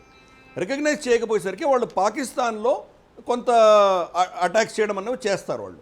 అందుకని టీటీపీ అంటారు, తెహరీకే తాలిబాన్ పాకిస్తాన్ అంటారు. టీటీపీ అని అంటే గుడ్ తాలిబాన్ బ్యాడ్ తాలిబాన్ అన్న కాన్సెప్ట్స్ మీరు వినే ఉంటారు. సో పాకిస్తాన్ ఏంటంటే ఆఫ్ఘనిస్తాన్లో ఉన్న తాలిబాన్ చాలా మంచివాళ్ళు, మా దేశంలో వచ్చి మమ్మల్ని చంపుతున్న వాళ్ళు చెడ్డవాళ్ళు అని వాళ్ళు ఒక చిత్రీకరణ వాళ్ళు చేశారు వాళ్ళు. నేను చెప్పాను కదా ఈ భావజాలంలో ఏంటంటే మనం ఫస్ట్ పఠాన్లందరూ మనం ఒకటే, కాబట్టి పాకిస్తాన్ శత్రు టీటీపీకి. కానీ నిజంగా వీళ్ళు ఇస్లాంకి ఠేకేదారులా? అది కూడా కాదు, సొంత బలూచీల్ని ఊచకోతకు వస్తున్నారు, ఇంటికి వెళ్ళి వాళ్ళని చంపేసి వాళ్ళ శవం కూడా దొరకకుండా మాయం చేస్తున్నారు, సింధీలను చంపుతున్నారు. అలాగే మనకు పష్తూన్ తహఫూజ్ మూవ్మెంట్ అని పీటీఎం అని చెప్పేసి అక్కడ ఖైబర్ పఖ్తూన్ఖ్వాలో ఇప్పుడు జరుగుతున్నది. అది స్వతంత్రం అడగట్లేదు, కానీ వాళ్ళు పాకిస్తాన్ చట్టంలోనే వాళ్లకు హక్కులు కావాలని పోరాడుతున్నారు. ఇది రేపు స్వతంత్రం కావాలనడంలో ఎక్కువ కాలం పట్టకపోవచ్చు, అది వాళ్ళని చంపుతున్నారు. అలాగే గిల్గిట్ బాల్తిస్తాన్లో ఉన్నటువంటి షియాలనందరినీ వాళ్ళ శాతం పాపులేషన్ తగ్గించేసి మీరు పంజాబీలను పఠాన్లు తీసుకొచ్చి అక్కడ మీరు వాళ్ళని అక్కడ పాపులేషన్ చేంజ్ చేశారు. మీరు POJK పాకిస్తాన్ ఆక్రమిత జమ్మూ కాశ్మీర్ భాగం వాళ్ళ దగ్గర ఒక అంగళం కూడా లేదు. కాశ్మీరీ భాష మాట్లాడే గ్రామం వాళ్ళ దగ్గర లేదు. వాళ్ళ దగ్గర ఉన్నది వెస్టర్న్ జమ్మూ మన డోగ్రా పంజాబీ మాట్లాడేటువంటి ప్రాంతాలు మాత్రమే వాళ్ళ కబ్జాలో ఉన్నాయి. కాశ్మీర్కి సంబంధించిన మొత్తం వ్యాలీ మన దగ్గరే ఉన్నది. ఎనీవే అక్కడ ఉన్నటువంటి వాళ్ళ పట్ల వీళ్ళు ఎటువంటి దారుణమైన వ్యవహారం చేస్తున్నారో మనకు తెలుసు. మంగ్లా డ్యామ్ కట్టేసరికి అక్కడ ఉన్నటువంటి వాళ్ళందరూ విస్థాపితులై ఇస్లామాబాద్లో పంజాబీల దగ్గర 10 రెట్లు 20 రెట్లు భూములు కొనాల్సిన దౌర్భాగ్యం వాళ్ళకి పట్టింది. చేయలేని వాళ్ళు ఇంగ్లాండ్కి వెళ్ళిపోయారు. ఇంగ్లాండ్కి వెళ్ళిన వాళ్ళు మీర్పూరీస్ అంటారు. ఇవన్నీ కూడాను వాళ్ళ ముస్లిమ్స్ పట్ల వాళ్ళు చేసినటువంటి అకృత్యాలు, దారుణాలు. పైపెచ్చు చైనాలో యూగర్స్ పట్ల జరుగుతున్నటువంటి జింగ్జియాంగ్లో జరుగుతున్నటువంటి ఏదైతే మాస్ కిల్లింగ్స్ కానీ, లేదా వాళ్ళని కాన్సన్ట్రేషన్ క్యాంప్స్లో పెట్టడం కానీ, లేదా వాళ్ళ స్త్రీల గర్భసంచీలు తీసేయడం కానీ, లేదా ఫోర్స్ఫుల్గా హాన్ చైనీస్ వాళ్ళను గర్భస్థులను చేయడం కానీ, ఇటువంటివన్నీ యావత్ ప్రపంచము దీన్ని చూసి దాన్ని వాళ్ళు ఖండిస్తుంటే, ఇమ్రాన్ ఖాన్ మాత్రం చైనా చెప్తున్నటువంటి నేపథ్యాన్ని మేము యాక్సెప్ట్ చేస్తాము, మిగతా ప్రపంచం చైనాని దుమ్ము కొట్టడానికి కోసం వాళ్ళు ఏదో తప్పుడు వాక్యాలు ఇస్తున్నారు, చైనా చెప్తున్నది కరెక్టే, వాళ్ళు యూగర్ల పట్ల ఎటువంటి అరాచకము చెయ్యట్లేదు, వాళ్ళను ఎడ్యుకేట్ చేసే ప్రయత్నం చేస్తున్నారు అని ఆయన స్టేట్మెంట్ ఇవ్వడం జరిగింది.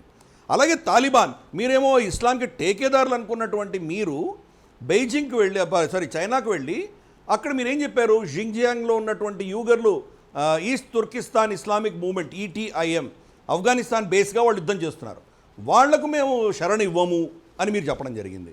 అలాగే ఇతరత్ర మీకు ఇస్లాంకి సంబంధించినటువంటి ఏవైతే ఇవి ఉన్నాయో వాళ్ళకి మాకు ఏం సంబంధం లేదు అంటే షియాలు, ఫర్ ఇన్స్టెన్స్ షియాలు హజారాస్ అని ఉన్నారు, హజారాలు మీరు ఎట్లా ఊచకోతలకు వస్తున్నారు? వాళ్ళు ముస్లిమ్సే కదా. అలాగే మీరు అహ్మదియాసు. సో మీరు ఇస్లాంకి టేకేదారులని చెప్పుకొని మీరు చంపుతున్నది ముస్లిమ్స్ని, అక్కడ ఎవరు హిందువులు లేరు, కాఫీలు లేరు, చంపుతున్నది ముస్లిమ్స్నే చంపుతున్నారు మీరు. అంటే ఇది పాకిస్తాన్ అన్న భావజాలం ఏంటంటే వాళ్ళకి ఒకటే ఐడెంటిటీ ఉన్నది. పాకిస్తాన్ ఏంటి అంటే వాళ్ళకి ఏం తెలియదు. వాళ్ళకున్న ఐడెంటిటీ ఏంటంటే మేము భారతదేశం కాదు అన్న ఐడెంటిటీ తప్ప వాళ్ళకి ఇంకోటి లేదు. మేము ఏంటి అంటే మేమేంటి వాళ్ళకి ఉనికి లేదు, వాళ్ళకి ఐడెంటిటీ లేదు. కానీ వాళ్ళు భారత వ్యతిరేకత, భారతదేశం పట్ల వాళ్ళకు ఉన్నటువంటి ఆ హేట్రెడ్ ఏదైతే ఉన్నదో అది ఒక్కటే వాళ్ళ పాలసీని అంతా కూడా డిక్టేట్ చేస్తూ శాసిస్తున్నది.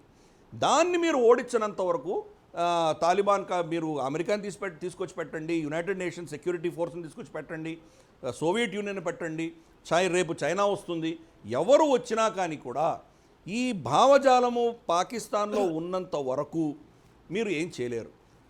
ఈ భావజాలము పాకిస్తాన్లో ఎంతవరకు ఉంటుందంటే పాకిస్తాన్ అన్న దేశం ఉన్నంత వరకు, ఆ సైన్యం ఉన్నంత వరకు, ISI ఉన్నంత వరకు ఇవి తప్పదు. 2014లోనో బహుశా అనుకుంటాను నేను, హమీద్ గుల్ అని చెప్పేసి వాళ్ళ ISI chief, former ISI chief, Pakistan ISI chief, ఆయన ఇచ్చిన స్టేట్మెంట్ మనం కనుక వింటే ఈరోజు అది అక్షరాల సత్యమైనట్టు మనకు తెలుస్తోంది. ఆయన ఏం చెప్పారంటే అమెరికా పైసలు తీసుకొని మేము సోవియట్ యూనియన్ని ఓడిస్తాము, అమెరికా పైసలు తీసుకొని రేపు అమెరికాను కూడా మేమే ఓడించబోతున్నామని ఆయన అప్పుడే చెప్పాడు. ఆయన ఇప్పుడు ఆయన చనిపోయి కూడా ఆల్మోస్ట్ 7-8 ఏళ్ళు అయిపోయింది. ఆయన చెప్పింది ఈరోజు నిజంగా జరిగింది. అది అంటే పాకిస్తాన్ యొక్క భావజాలం ఏంటో ఎన్ని సంవత్సరాలుగా ముందర ప్లాన్ చేయగలుగుతున్నారో మనం చూడాలి. హమీద్ గుల్ ఇంకో విషయం చెప్పాడు ఆయన, మీరు ఎక్కువ కాలం ఉండరు ఇక్కడ, మీరు ఎప్పుడో ఒకప్పుడు వెళ్ళిపోక తప్పదు. ఈ భూభాగంలో మీరు వచ్చి ఎంత అరాచకం చేసినా, ఎన్ని బాంబులు వేసినా, ఏం చేసినా అల్టిమేట్గా మీరు ఇక్కడి నుంచి వెళ్ళిపోతారు.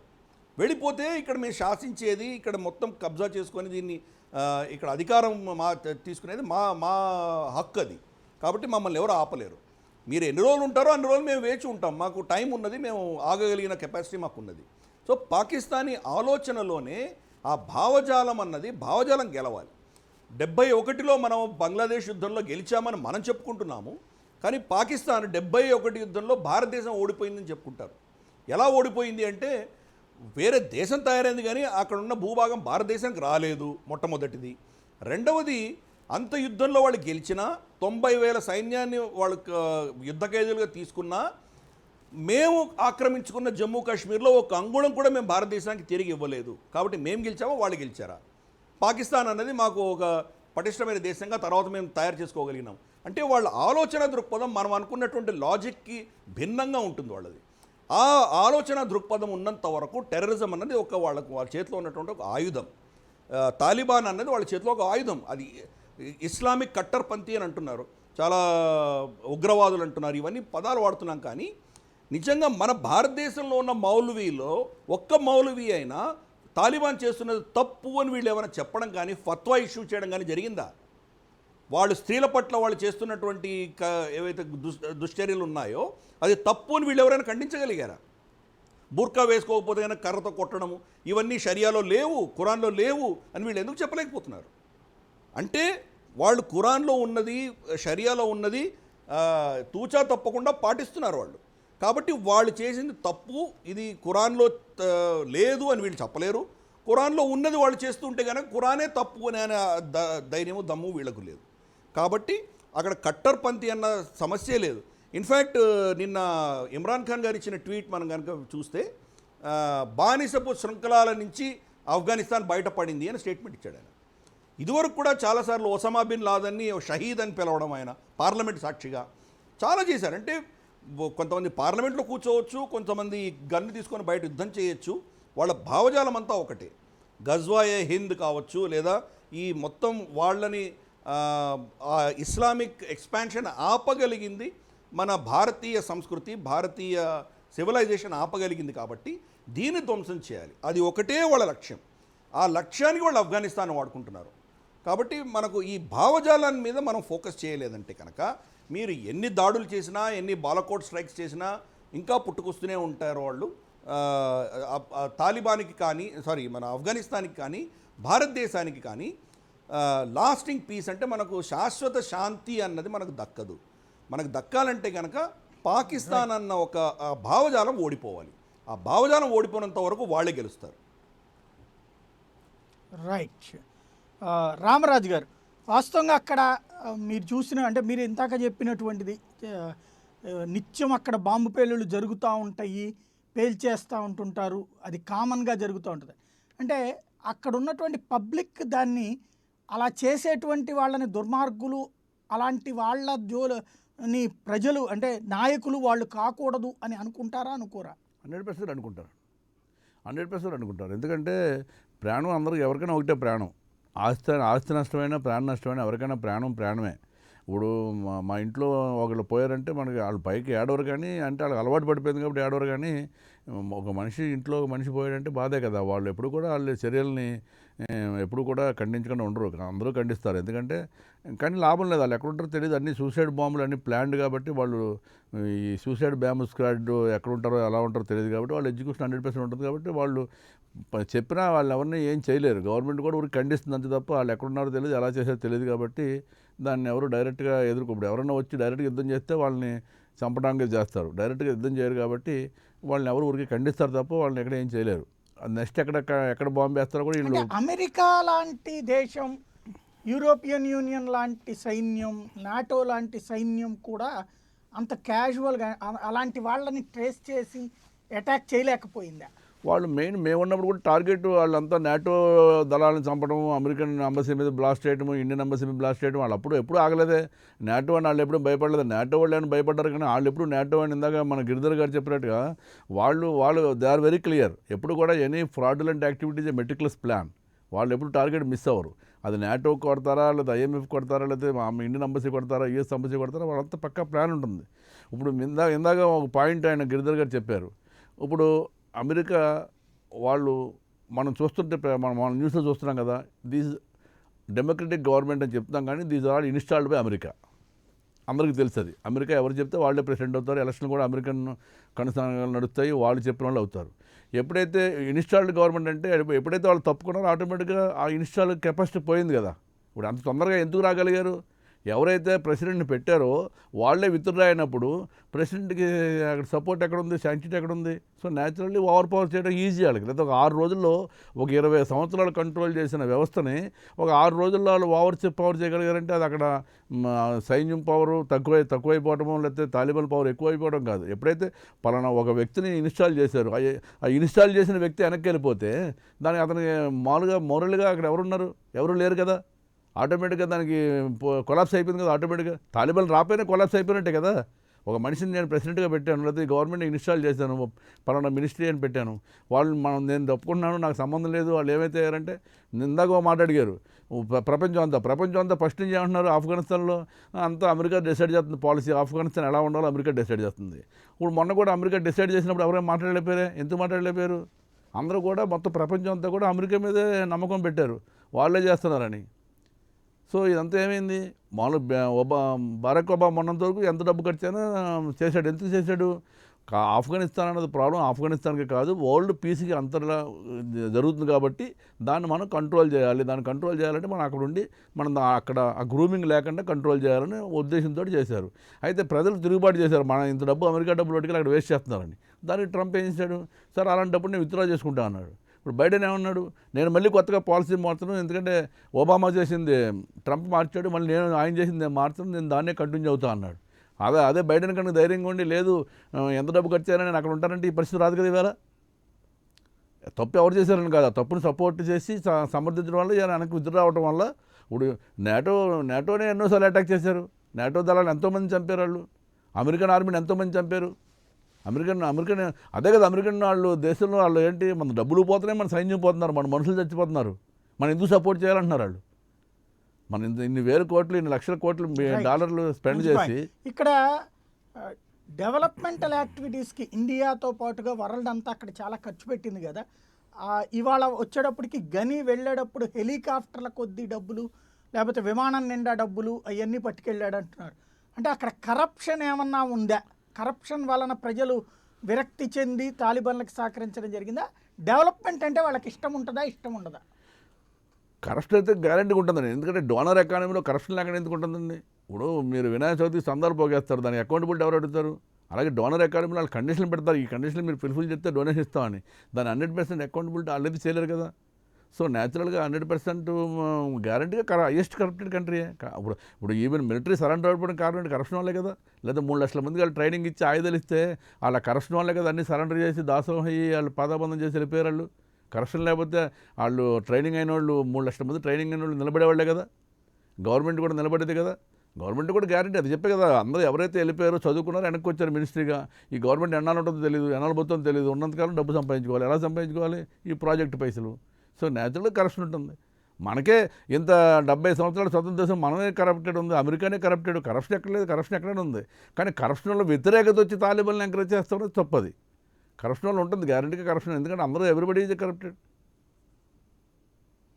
డెవలప్మెంట్ మనం ఇండియా అక్కడ ఏమేమి డెవలప్మెంట్ చేసింది, వాటిని అక్కడ పబ్లిక్ ఎలా చూస్తారు? అది జస్ట్ అవసరం కోసం ఇచ్చింది అనుకున్నారా? ఇండియా పట్ల పాజిటివ్ థింకింగ్ ఏమైనా ఉందా? పబ్లిక్ అయితే 100% ఇండియన్స్ అంటే 100% ఫేవరబుల్ అండి. మీరు ఎక్కడైనా షాపింగ్ వెళ్తే మీరు ఇండియనా పాకిస్తాన్ అడుగుతారు. ది మూమెంట్ ఇస్తే ఇండియన్ వాళ్ళు అసలు డబ్బులు కూడా తీసుకోరు, మీరు మా దోస్త్ అంటారు. ఎందుకంటే ఫస్ట్ నుంచి పాకిస్తాన్ వాళ్ళని సరిగ్గా ట్రీట్ చేయలేదు. ఇందాక గిరి గారు చెప్పినట్టుగా వాళ్ళు అక్కడ రెఫ్యూజీస్ని కూడా ఎంటైర్ వరల్డ్లో రెఫ్యూజీని బాగానే చూసుకున్నా కానీ except in Pakistan, though they are also Muslims.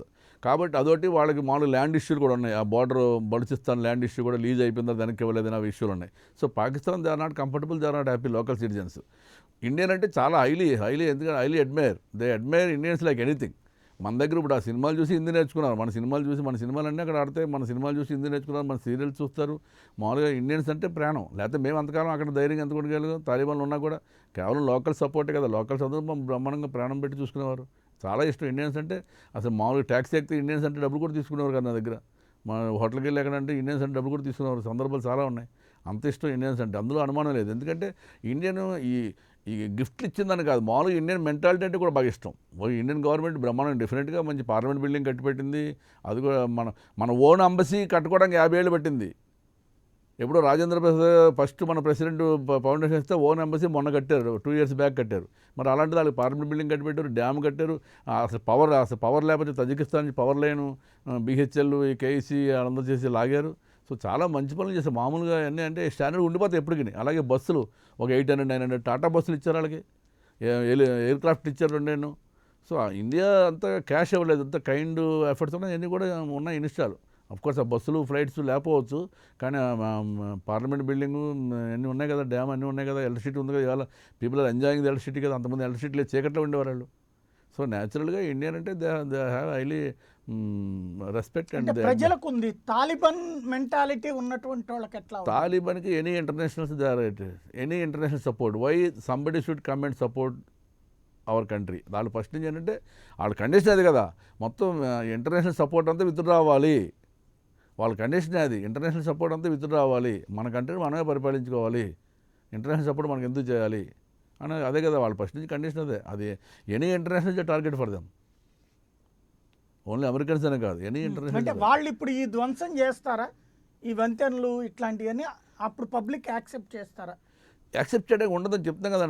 అన్ని కార్ బాంబ్ సూసైడ్ అటాక్స్ ఎవరు చేశారు, ఎక్కడి నుంచి చేశారు ఎవరు ఉండదు. అని రిమోట్ కూడా కాదు, అది డైరెక్ట్గా వచ్చే కారు పొలంగా గుద్దేస్తారు. ఎవరిని మీరు బ్లేమ్ చేస్తారు? ఏ తాలిబాన్ ఎవరన్నా వాళ్ళు వచ్చి మేము క్లెయిమ్ చేయాలి, ఆ బ్లాస్ట్కి మేమే బాధ్యులని క్లెయిమ్ చేస్తే తప్ప వీళ్ళు ఎవరికి తెలియదు కదా ఎవరు బ్లాస్ట్ చేశారో. ఇప్పుడు నేనున్న గెస్ట్ హౌస్ 3 సార్లు బ్లాస్ట్ చేశారు, నన్ను ఒకసారి కిడ్నాప్ చేశారు. ఎవరు బాధ్యులు ఎవరు చెప్పలేరు కదా. నేను అదృష్టవశాత్తు నేను బయటపడ్డాను. మిమ్మల్ని కిడ్నాప్ చేసినప్పుడు ఏమన్నా లక్కీగా అతను నాకు తాలిబాన్ లీడర్ ముందు తెలుసు కాబట్టి నేను బ్యాంక్ పెట్టి ఎందుకు లైఫ్ ఇచ్చానని తెలిసి అతను మనకు సపోర్ట్ చేశాడని చెప్పి వదిలేశాడు తప్ప. అదృష్టం అంతే, నా అదృష్టం తప్ప. 3వ లెవెల్లో లీడర్కి నేను అంతకుముందు ఒక పరిచయం మినిస్టర్తో ఉండగా పరిచయం అయింది. ఆ పరిచయాన్ని గుర్తు చేసుకుని ఆయన బాబు ఈయన ఇండియా నుంచి వచ్చాడు, ఒక బ్యాంక్ పెట్టాడు, 40 బ్రాంచ్లు ఉన్నాయి అన్ని ప్రావిన్స్లో, ఎంతమందికి జీవితం ఇచ్చాడు, ఎలాంటి వాడిని పట్టుకోకూడదని చెప్పి వదిలేశాడు. అంతే అదృష్టం అంతే, అది అదృష్టం అంతే. దాన్ని కూడా వదిలేని ఏం లేదు, అదృష్టవశాత్తు. అలాగే బ్లాస్ట్లు 3 సార్లు బ్లాస్ట్ అయినప్పుడు అంటే వాళ్ళు ఎందుకని కిడ్నాప్ ఎందుకు చేద్దాం అనుకున్నారు? ఇండియన్స్ అనినా లేకపోతే any international target, any international అందులో కీ పోస్టులు ఉంటే ఇంకా టార్గెట్. నేను బ్యాంక్ సీఓ చేశాను, మినిస్టర్కి అడ్వైజర్గా పనిచేశాను, ఐక్యరాజ్య సమితిలో పనిచేశాను, మినిస్టర్ ఆఫ్ సివిల్ ఏవియేషన్లో పనిచేశాను. న్యాచురల్గా టార్గెట్. ఎందుకంటే వాళ్ళు టార్గెట్ పెట్టుకున్నారంటే 6 నెలల ముందు నుంచి మీరు ఎక్కడ ఉంటున్నారు, ఎక్కడ భోజనం చేస్తున్నారు, ఎక్కడ కటింగ్ వేసుకుంటున్నారు, ఎక్కడ ఫ్రెండ్స్ ఇంటికి వెళ్తున్నారు, అన్నీ రెక్కి పక్క ఎగ్జాక్ట్గా ఉంటుంది. అసలు అందులో ఒక్కరు కూడా ఫెయిల్ అవడం చూడదు ఇంతవరకు. నేనే అదృష్టం, నేను తప్పుకొని బయటపడ్డాను తప్ప వాళ్ళు ఏం తప్పించింది కాదు. అది నేను బయటపడ్డా 3 సార్లు బ్లాస్ట్లో నేను తప్పించుకోవడం తప్ప, అది మన అదృష్టం అంతే తప్ప వాళ్ళు నన్ను కనికరించి వదిలేసింది ఏం కాదు. రైట్. అంటే ఈ 20 ఏళ్లలో అక్కడ మార్పు యూత్ ఆ ఛాందసవాద మెంటాలిటీకి, అంటే లైక్ ఇప్పుడు చెప్పినట్టు డ్రెస్సింగ్ నుంచి, లేకపోతే వినోదం ఉండకూడదు, లేకపోతే ఇట్లాంటి వాటిని యూత్ ఏమంటారు, అలాగ పాటించాలంటారా? అబ్బాయిలు లేదు ఇవాల్టి అనుగుణంగా బ్రతకాలని కోరుకుంటారా? గ్యారంటీగా జనరల్గా ఎనీ డెవలప్మెంట్ యూత్ ఎప్పుడు కూడా కొత్త ధనాన్ని ఆస్వాదించారు. ఇప్పుడు మొబైల్స్ ఉన్నాయి, లేదా ఇంటర్నెట్ ఉంది, ల్యాప్టాప్లు ఉన్నాయి. న్యాచురల్గా వాళ్ళు మనకన్నా మన దగ్గర సాఫ్ట్వేర్ కోర్స్ రాయలేకపోవచ్చు, కానీ హార్డ్వేర్ అంతా ఎక్స్పర్ట్స్ వాళ్ళు అంతా బ్రహ్మాండంగా, వాళ్ళు అన్ని పనులు బ్రహ్మాండంగా ఏం నేర్చుకోకుండానే చేసుకుంటారు. ధైర్యం ఎక్కువ కాబట్టి, భయం లేదు కాబట్టి ఏ పనైనా చేస్తారు. న్యాచురల్గా ఈవేళ ఎవరి దగ్గర చూసినా మన దగ్గర కన్నా ఎక్కువ మంచి ఫోన్, అడ్వాన్స్ ఫోన్ ఉన్నాయి నా దగ్గర పనిచేసిన అందరి దగ్గర. అలాగే వాళ్ళ డ్రెస్సింగ్ చాలా బాగుంటుంది, సూటు అసలు చాలా నీట్గా ఉంటారు, డ్రెస్సింగ్ చాలా అద్భుతంగా ఉంటుంది వాళ్ళది. వాళ్ళు ఎక్కడ కాంప్రమైజ్ కారు, ఫుడ్ దగ్గర, డ్రెస్ దగ్గర, ఇట్ల దగ్గర ఎక్కడ కాంప్రమైజ్ కారు. బ్రహ్మాండంగా ఉన్నదంటూ శుభ్రంగా తింటారు, మంచి బట్టలు వేసుకుంటారు. అసలు ఆఫీసులో ఇంకా మనమే ఒకసారి ఇంకా ఈ సూట్ 4 ఏళ్ళ నుంచి చేస్తాం అనుకుంటాం తప్ప వాళ్ళు ఎప్పుడు జీతం రాగానే ఫస్ట్ వెళ్ళి మన కొత్త సూట్ కొనుక్కుంటారు. చాలా నీట్గా ఉంటారు, అందులో అనుమానం లేదు. హాస్పిటాలిటీ బాగుంటుంది, ఎవరింటికన్నా బ్రహ్మాండంగా భోజనం పెడతారు. అసలు అలాంటి ఆఫ్ఘనిస్తాన్ మన అక్కడ తప్పు పట్టుకోవడం లేదు. Afghans they are really good people. అంత వాళ్ళు ఎంటర్ప్రెన్యూర్స్, వాళ్ళు డేరింగ్ పీపుల్. లేకపోతే 40 సంవత్సరాలు 4 డికేడ్ నుంచి ఇంటర్నల్ వార్ అండి. ఇప్పుడైతే ఇంకోటి లాస్ట్లో ఇంకోటి చెప్పాలనుకున్నాను నేను. ఇప్పుడు ఇది రేపొద్దున జరగబోయేది ఏంటి, ఏదైనా కొద్ది అటు ఇటు తేడా జరిగితే మళ్ళీ సివిల్ వార్ వస్తుంది. పాకిస్తాన్ ఇండియా వారు గిరిగారు చెప్పినట్టుగా అది ఎలా ఉన్నా సివిల్ వార్ కూడా వచ్చాం. ఎందుకంటే అక్కడ అందరూ కూడా ఎక్స్ వార్లాడ్సే. చాలామందికి ఇండివిజువల్ సైన్యాలు ఉన్నాయి. వాళ్ళకి కొంతమంది మినిస్ట్రీస్కి ఇండివిజువల్ సైన్యాలు ఉన్నాయి. అది ఎవరు నమ్మలేరు. ఎందుకంటే వార్లాడ్స్ వాళ్ళందరూ కూడా ఎప్పటి నుంచో ఎన్నో వార్లు చూశారు వాళ్ళు. ఇంటర్నల్ వారు, ఎక్స్టర్నల్ వారు, రష్యాతో, చైనాతో అన్నింటితో వార్ చూశారు. సో వాళ్ళు వార్కేం భయపడరు. కాబట్టి రేపొద్దున్న ఈ తాలిబాన్లు అన్నోళ్ళు రూలింగ్ కనుక కరెక్ట్గా లేకపోతే మళ్ళీ గ్యారంటీగా ఇంటర్నల్ సివిల్ వార్ వచ్చే అవకాశం ఉంది. గ్యారంటీగా అవకాశం ఉంది నా నా అంచనా ప్రకారం. ఓకే, అంటే అక్కడ అప్పుడు అంటే గ్రామీణ ప్రాంతాల్లో అట్లాగా 4-5 మనుషుల్ని పోగేసుకుని ఉంటారా, లేకపోతే ఆర్గనైజ్డ్గా ఉంటారా? ఆర్గనైజర్ వాళ్ళ ఆర్మీ అంతా ఆర్గనైజర్గా ఉంటారు గ్రామీణ ప్రాంతాల్లో. ఎందుకంటే కాకపోతే ఏంటంటే వాళ్ళు ఫస్ట్ నుంచి కొన్ని ఏరియాల్లో వాళ్ళు కంట్రోల్ ఉంది కాబట్టి ఆ ఏరియా వెళ్ళలేకపోవచ్చు. ఈ లీడర్లు వీళ్ళందరూ ఈ సివిలియన్స్ వెళ్ళలేకపోవచ్చు. ఇప్పుడు నా ఊరిని వెళ్ళలేకపోవచ్చు. అక్కడ మా ఫాదర్ మాత్రం బతుకుతారు, నేను వెళ్ళలేను ఇక్కడి నుంచి. అంతే. ఈ ట్రావెల్లో వెళ్ళలేను. కిడ్నాప్ చేస్తారని భయం, చంపేస్తారని భయం తప్ప. మెయిన్ ఏ స్టేట్లో అయినా ఎన్ని ప్రొవిన్స్లో ఎంతమంది గవర్నర్ని చంపారు, ఎంతమంది మినిస్టర్ని చంపారు, ఎంతమంది పార్లమెంటరీని చంపారు. సో అది మామూలు కామన్ వాళ్ళకి. అక్కడ అందులో పక్కనే స్కూల్ పిల్లలు 50 మంది చచ్చిపోతారా అవి ఎవరు ఆలోచించరు. ఆటోమేటిక్గా అది వాళ్ళు ఎవరు టార్గెట్ వాడు అంతే అయిపోవాలి అంతే. దాంట్లో పక్కన ఏ బిల్డింగ్ పోతుంది, ఆ బిల్డింగ్ వాల్యూ ఎంత, పక్కన ఎంతమంది పోతున్నారు అవన్నీ వాళ్ళు ఆలోచించరే. చాలామంది స్కూల్ పిల్లలు ఎన్నోసార్లు పోయారు, ఎంతోమంది పోయారు. స్కూల్ పిల్లలు పోయారు, ఆడవాళ్ళు పోయారు. ఇవన్నీ నిత్య కూర్చొని అన్నీ మామూలు జరుగుతుంటాయి. అన్ని 5 స్టార్ హోటల్స్ ఉన్నాయి, హైలీ సెక్యూర్డ్ హోటల్స్. వాటిల్లో కూడా వాటి మీద కూడా చాలా అటాకులు జరిగినాయి. ఏ హోటల్ సేఫ్ కాదు, కానీ ఉంటున్నాం అక్కడ. అన్నింటి మీద అటాకులు జరిగినాయి. మిలిటరీ కమాండెంట్ మీద అటాకులు జరిగినాయి. శ్రీనివాస్ గారు, ఇలాంటిది అంటే సాధారణంగా ఇదివరకు మనం కూడా చూసాం, కాశ్మీర్లో కూడా కొన్ని చోట్ల ఇట్లాంటి ఆత్మాహుతి దాడులు లాంటివి అవి చూసినప్పుడు ఆ తీవ్రవాదం మీదన వ్యతిరేకతతో ప్రజలు ఆయుధాలు పట్టి తీవ్రవాదుల్ని దెబ్బతీయాలన్న కసి రాదా? ఖచ్చితంగా వస్తుందండి. ప్రజలు ఎప్పుడు కూడా కోరుకునేది ఏంటి అంటే శాంతియుతమైనటువంటి జీవితాన్ని. ఎవరు కూడా తను భయపెట్టేటువంటి వాళ్ళు రూలింగ్ లోకి రావాలి, లేకపోతే టెర్రరిజం అనేటువంటిది వాళ్ళ జీవితాన్ని ప్రభావితం చేయాలి. అది మతం కావచ్చు, లేకపోతే వ్యక్తి కావచ్చు, ఎవరైనా కావచ్చు. కంట్రోల్స్ అనేటువంటివి లిమిటెడ్ కంట్రోల్స్ అనేటువంటివి ఉండాలండి ఏదైనా సరే. మనకి ఫస్ట్ ఇక్కడ ఉన్నటువంటి వాళ్ళు ఎవరైతే ప్రత్యక్షంగా ఆత్మాహుతి దాడులు అనేటువంటివి చూస్తున్నారో వాళ్ళు ఖచ్చితంగా ఈ తీవ్రవాదం పట్ల వ్యతిరేకతను కలిగి ఉంటారు. అలాగే అలాంటి ప్రభుత్వాన్ని వాళ్ళు ఎప్పుడు కూడా కోరుకోరండి. ఆల్రెడీ ఇప్పుడు రామరాజు గారు చెప్తున్నట్టు మనకి అక్కడ ఆఫ్ఘనిస్తాన్ లో ప్రజలు కూడా తిరగబడేటువంటి రోజులు ఎంతో దూరంలో ఉండవు. మళ్ళీ తిరుగుబాటు అనేటువంటి ఖచ్చితంగా చేస్తారు. అయితే హౌ స్ట్రాంగ్ దీస్ పీపుల్ అన్న దాని మీద అది డిపెండ్ అయి ఉంటుంది. కారణం ఏమిటి అంటే వీళ్ళు ఖచ్చితంగా ఆ ఇస్లామిక్ క్లాస్ అనేటువంటిది వాళ్ళు ఖచ్చితంగా అమలు చేస్తారు. ఖురాన్నే రాజ్యాంగంగా వాళ్ళు తీసుకుంటారు. అండ్ అక్కడ షియాలు, సున్నీలు వీళ్ళ మధ్యన కూడా అక్కడ సమస్య అనేటువంటిది ఉన్నది. వీళ్ళ మధ్య కూడా అటాక్స్ అనేటువంటివి జరుగుతాయి. ఇలాంటి సిచ్యువేషన్స్ వచ్చినప్పుడు ఖచ్చితంగా వాళ్ళు చూస్తారు. ఈ సిచ్యువేషన్ చూసి again they wanted a normal this thing only. కాబట్టి సివిల్ వార్ కూడా వచ్చేటువంటి అవకాశం ఉంటుంది. ఈవెన్ కాశ్మీర్ లో కూడా చూడండి, కాశ్మీర్ లో వాళ్ళు చాలా మంది రకరకాల రీజన్స్ ఏంటి అంటే బయట వాళ్ళు పాకిస్తాన్ ప్రచారం చేస్తున్నటువంటిది వేరు, అక్కడ ప్రజలు కోరుకుంటున్నటువంటిది వేరు. అక్కడ ప్రజలు అనేటువంటి వాళ్ళు ప్లెబిసైటే గనక నిర్వహిస్తే ఈ రోజు కాశ్మీర్ అనేటువంటిది పాకిస్తాన్ కి వచ్చేస్తుంది అని చెప్పేసి ఒక ప్రచారం అనేటువంటిది వాళ్ళు చేస్తున్నారు.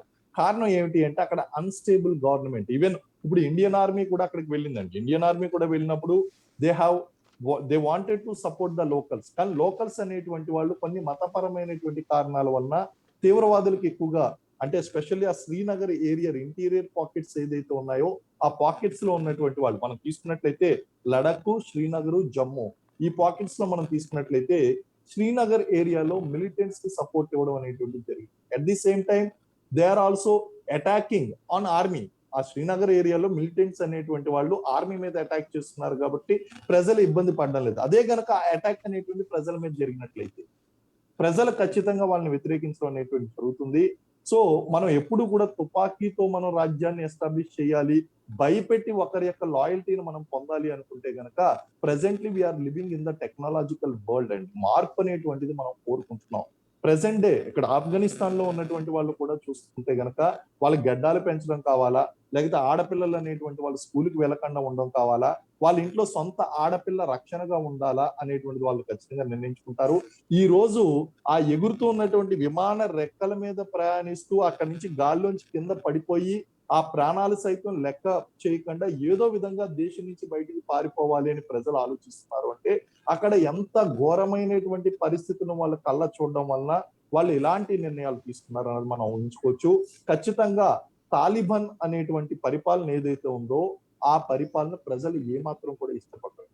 అదే విధంగా ఇక్కడ కాశ్మీర్ లో పాకిస్తాన్ చేస్తున్నటువంటి తీవ్రవాదం ఆత్మాహుతి దాడి ఏదైతే ఉందో అది కేవలం మత ఛాందసవాదంతో ఇండియన్ ఆర్మీ మీద, ఆర్మీ స్థావరాల మీద వాళ్ళు చేస్తున్నారు తప్ప ఎప్పుడైతే ఈ యొక్క సివిలియన్ అక్కడక్కడ మనకి ఈ సివిలియన్ హిందూ పాపులేషన్ ఎక్కడైతే ఉందో ఆ హిందూ పాపులేషన్ మీద టార్గెట్ చేసి వాళ్ళు దాడి చేసినటువంటి సందర్భాలు ఉన్నాయి.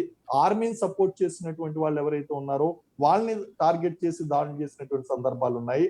అటువంటి సందర్భాల్లో ప్రజలు అనేటువంటి వాళ్ళు ఖచ్చితంగా తీవ్రవాదానికి మద్దతు ఇవ్వరు. కాబట్టి ఇలాంటి సంఘటనలు అనేటువంటివి ప్రజల యొక్క మద్దతును కోల్పోతాయండి, తీవ్రవాదం అనేటువంటి తీవ్రవాదులు కూడా. కాబట్టి మళ్ళీ అక్కడ తిరిగి నార్మల్ పరిస్థితులు రావాలి అనేటువంటి పరిస్థితులు కోరుకున్న సివిల్ వార్ అనేటువంటి వచ్చేటువంటి అవకాశం ఖచ్చితంగా ప్రభావం చూపిస్తుంది. రైట్. ఫైనల్గా గిరిధర్ గారు, రాబోయేటువంటి రోజులలో ఈ పరిణామాలు అంటే ఓవైపును చూస్తే ఇప్పటిదాకా ఈ ఐఓసి, ఈ ఇస్లామిక్ కోఆపరేటివ్ ఆర్గనైజేషన్ ఉంది కదా, వాళ్ళకి సంబంధించి ఎలాంటి స్పందన లేదు. ఇంకొకటి, ఈ వలసలు అనేది ఇతర దేశాలకి వెళ్తున్నారు కానీ ఇస్లామిక్ కంట్రీస్ ఎందుకు వాళ్ళని తీసుకెళ్ళటం లేదు?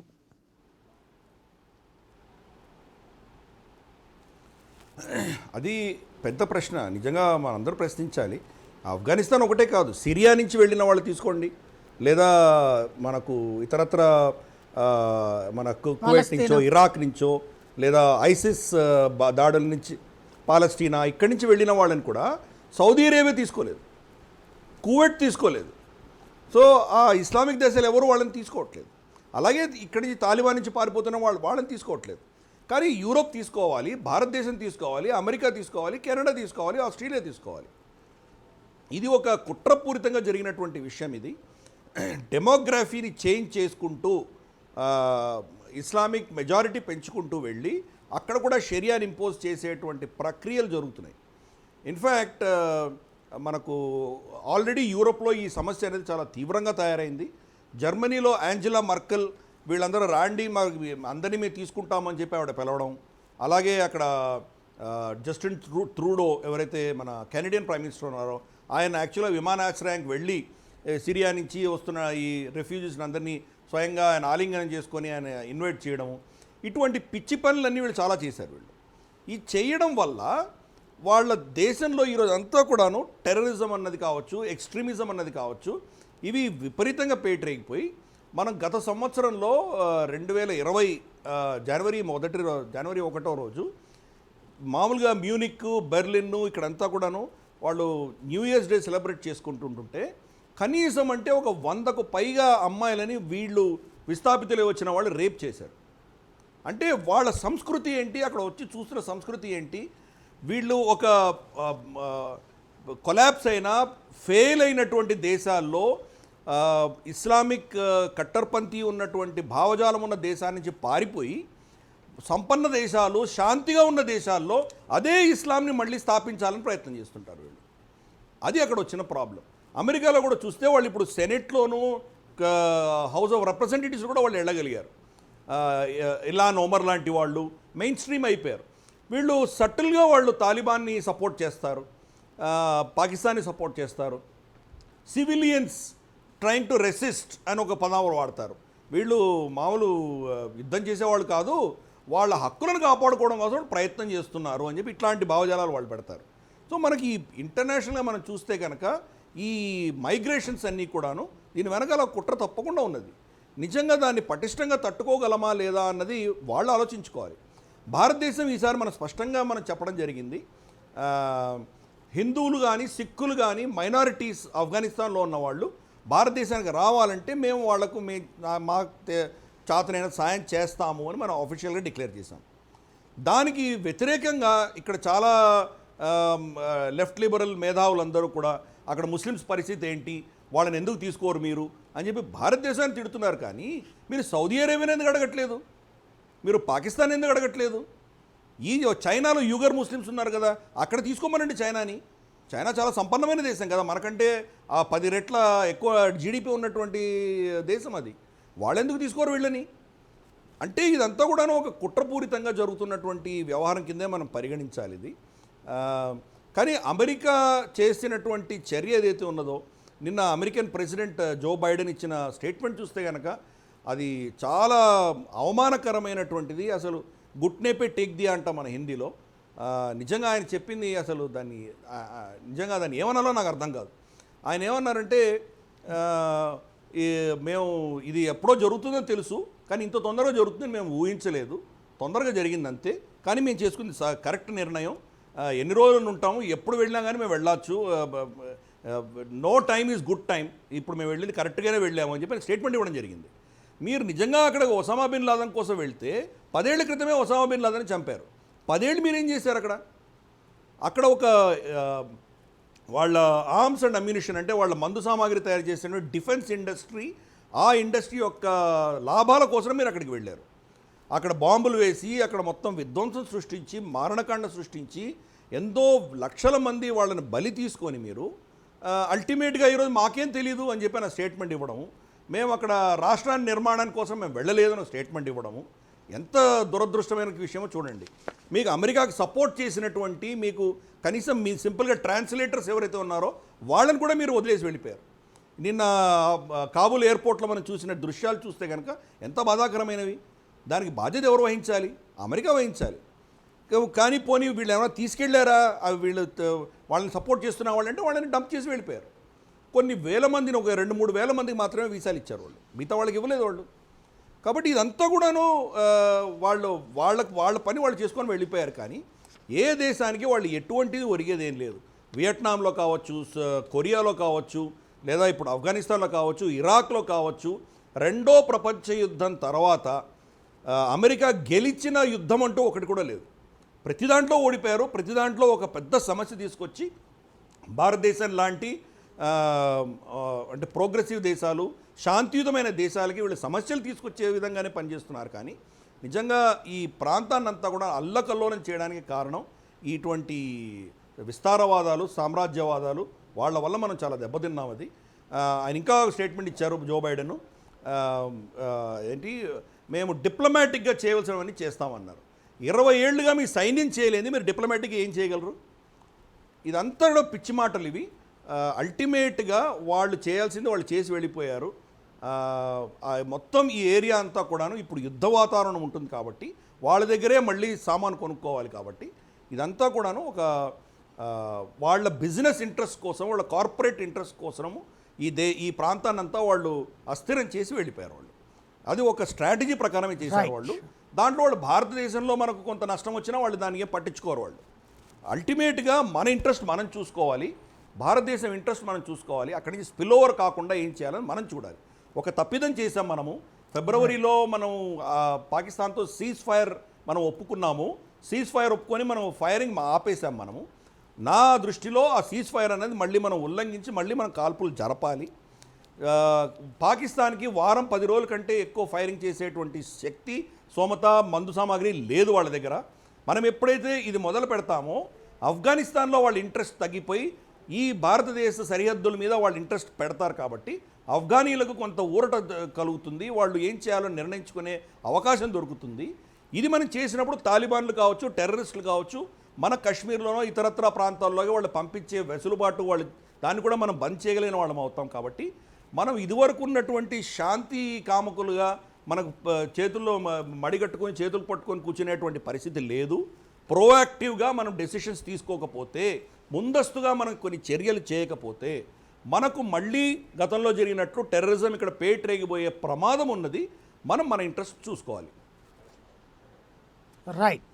ఫైనల్గా రామరాజు గారు, ఈ వీళ్ళకి అసలు ఆయుధాలు ఎక్కడి నుంచి వస్తుండేవి? ఆయుధాలు ఫస్ట్ నుంచి వాళ్ళు చెప్పారు కదా, వాళ్ళు మామూలుగా లాస్ట్ టైం వాళ్ళు తాలిబాన్ తయారు చేసినప్పుడు అమెరికన్ సపోర్ట్ చేసింది, తర్వాత పాకిస్తాన్ సపోర్ట్ చేసింది. ఇప్పుడు కొత్తగా ఈ మిలిటరీ ఎవరైతే ఆర్మీ అంతా సరెండర్ అయిపోయారో వాళ్ళ ఆయుధాలను, అమెరికన్ వాళ్ళకి ఇచ్చిన ఆయుధాలన్నీ వీళ్ళకి సరెండర్ చేశారు. కొత్తగా వాళ్ళకి ఆయుధాలు తెచ్చుకోవాల్సిన సమస్య ఏముంది? 3 లక్షల మంది ఇంతకు ముందు ఎక్కడి నుంచి ఇంతకుముందు వాళ్ళు ఇంతకుముందు సపోర్ట్ వాళ్ళకి ఎవరో ఏదో దేశం వాళ్ళకి సపోర్ట్ చేయడం. ఫస్ట్లో రష్యాని పారదోలడం కోసం అమెరికా 4 ఆయుధాలు సప్లై చేసింది. అప్పుడు పాకిస్తాన్ ఇండైరెక్ట్ చేసి ఉండొచ్చు, అమెరికా డైరెక్ట్ చేసి ఉండొచ్చు, వాళ్ళందరూ కూడా సప్లై చేశారు. అదే ఆయుధాలతో ఇప్పుడు దాకా కొనసాగించారు. మధ్యలో కూడా వాళ్ళు ఎక్వైర్ చేశారు. ఎక్కడైనా స్థావరాలను ముట్టడి చేయటం, ఎక్వైర్ చేయటము. అది సేమ్ మన ఇండియాలో నక్సలైట్లు చేస్తున్నట్టే ఏముంది? పోలీస్ స్థావరాలని, మిలిటరీ స్థావరాలను ముట్టడం, ఆయుధాలని స్వాధీనం చేసుకోవటం. దాంట్లో వాళ్ళు మెయిన్ టార్గెట్ అది కదా. వాళ్ళు మెయిన్ బిజినెస్ అది. వాళ్ళకి ఎంతసేపు వాళ్ళ ఆయుధాలను పెంచుకోవాలి, సైన్యాన్ని పెంచుకోవాలి, వాళ్ళు ఫాలోవర్స్ని పెంచుకోవాలి, రేపొద్దున అవసరం అటాక్ చేయడానికి స్తోమత పెంచుకోవాలి. ఇవన్నీ వాళ్ళు నిత్యం చేసేదే. ఇందాక ఆయన చెప్పినట్టుగా అమెరికా వాళ్ళు ఏదో ఎప్పుడో ఫైనల్గా ఒకటి చెప్పండి, ఆఫ్ఘనిస్తాన్ మళ్ళీ మంచి రోజులు వస్తాయా? గత 20 ఏళ్లుగా ప్రశాంతంగా ఉన్నటువంటి జీవితం, అంటే అక్కడక్కడ సంఘటనలు పక్కన పెడితే ఆ ప్రజలు కోరుకున్న జీవితం వచ్చే అవకాశం ఉందా సమీప భవిష్యత్తు? నేను with high regards to the Giri sir and major Srinivas, ఎందుకంటే they also given a lot of inputs which I learn here. ఆఫ్ఘనిస్తాను శాంతియుతంగా ఉండాలని ప్రపంచం అంతా కోరుకుంటుంది. ఎందుకంటే ఆఫ్ఘనిస్తాన్ శాంతియుతంగా ఉంటే ప్రపంచ శాంతికి అది దోహదం చేస్తుంది. కాకపోతే వస్తుందా రాదా అన్నది ఇప్పుడు మనం చెప్పే పరిస్థితులు లేవు. రావాలనే కోరుకుంటాం ప్రతి వాళ్ళు. ఎవరైనా మన పక్కింటోడు బాగుండాలని కోరుకుంటాం, మన పక్కింటోడు బాగుంటేనే మనం బాగుండాలని కోరుకుంటాం. అయితే అక్కడ ఊచకోత చేసే ప్రభుత్వం, రాజ్యం వెళ్తుంటే మన శ్రీనివాస్ గారు కూడా చెప్పారు, ప్రజల్లో గ్యారంటీగా తిరుగుబాటు రావచ్చు. అది ఎంత స్ట్రాంగ్ ఉంటుంది, వాళ్ళు రెసిస్ట్ చేయగలరా లేదా, సివిల్ వార్ ఎంతవరకు ఉంటుంది, వీళ్ళు మళ్ళీ ఎవరైనా వచ్చి మళ్ళీ వేరే దేశం సపోర్ట్తో వాళ్ళు ఏమైనా చేయగలరా, ఇవన్నీ కూడా కాలం నిర్ణయించాలి. కానీ గ్యారంటీగా పీస్ రావాలని కోరుకుంటాం. అయితే వచ్చే అవకాశాలు తక్కువ ఉన్నాయి, ఎందుకంటే అది ల్యాండ్ లాక్ కంట్రీ, దానికి అంత ఇంపోర్ట్ బేస్డ్ కంట్రీ. అక్కడ యాక్టివిటీ, ఎకనామిక్ జనరేషన్ అనేది ఓన్లీ అగ్రికల్చర్ మీద తప్ప మ్యానుఫ్యాక్చర్ యాక్టివిటీ లేదు. ప్రతిదీ ఈవెన్ టిష్యూ పేపర్ కావాలంటే ఇంపోర్ట్ చేసుకోవాలి, ప్రతిదానికి ఇంపోర్ట్ చేసుకోవాలి. సో న్యాచురల్గా దట్స్ కాస్ట్లీ ఎకానమీ. కానీ డోనర్ బేస్ ఎకానమీ, ఎవరైనా చందా ఇస్తే తప్ప వాళ్ళు ఏమీ చేయలేని పరిస్థితి. సో రెవెన్యూ సస్టైనబిలిటీ లేనప్పుడు ఇవన్నీ ఎక్స్పెండిచర్ పెట్టుకుని ఈ గవర్నమెంట్స్ నడపాలంటే కూడా వాళ్ళకి కూడా, తాలిబాన్ కూడా అంత ఈజీ టాస్క్ ఏం కాదు అది. కాకపోతే ఎలా చేస్తారన్నది వేసి చూడదు. ఇంత సపోర్ట్ ఉండి, ఇంత ఫండింగ్ ఉంటేనే వీళ్ళు చేయలేకపోయారు కదా. ఇప్పుడు ఆ ఫండింగ్ సపోర్ట్ లేకుండా వీళ్ళు ఏం చేయగలరు, ఎలా చేయగలరు? అదే పెద్ద వెళ్ళే బిగ్ క్వశ్చన్ మార్క్. ఇవన్నీ కూడా ఏంటంటే మనం ఏదో కూర్చొని డిస్కస్ చేస్తున్నాం తప్ప ఇదంతా కూడా ఒక సమాధానం లేని ప్రశ్న. కానీ పీస్ఫుల్గా ఉండాలనే కోరుకుంటాం. థ్యాంక్ యూ సాయి గారు, థ్యాంక్ యూ వెరీ మచ్ గిరి గారు అండ్ శ్రీనివాస్ గారు. రామరాజు గారు, అక్కడ జరిగే పరిణామాలు అంటే ఒక తెలుగు వారయ్యుండి మీరు అక్కడ పనిచేయటము, అది కూడా అలా పై స్థాయిలో చేయటం, అక్కడ జరిగిన పరిణామాలు, జరుగుతున్న పరిణామాలు కరెక్ట్గా చెప్పగలిగారు. అలాగే గిరిధర్ గారు ఇన్డెప్త్గా అనాలిసిస్ చేశారు. శ్రీనివాస్ గారు సెక్యూరిటీ పరమైనటువంటి అంశాలు చాలా పర్ఫెక్ట్గా ఎక్స్ప్లెయిన్ చేశారు. పబ్లిక్ ఆఫ్ఘనిస్తాన్కి సంబంధించిన వాస్తవాలు ఏంటన్నది ఈ చర్చ ద్వారా స్పష్టమవుతుంది. Thank you very much.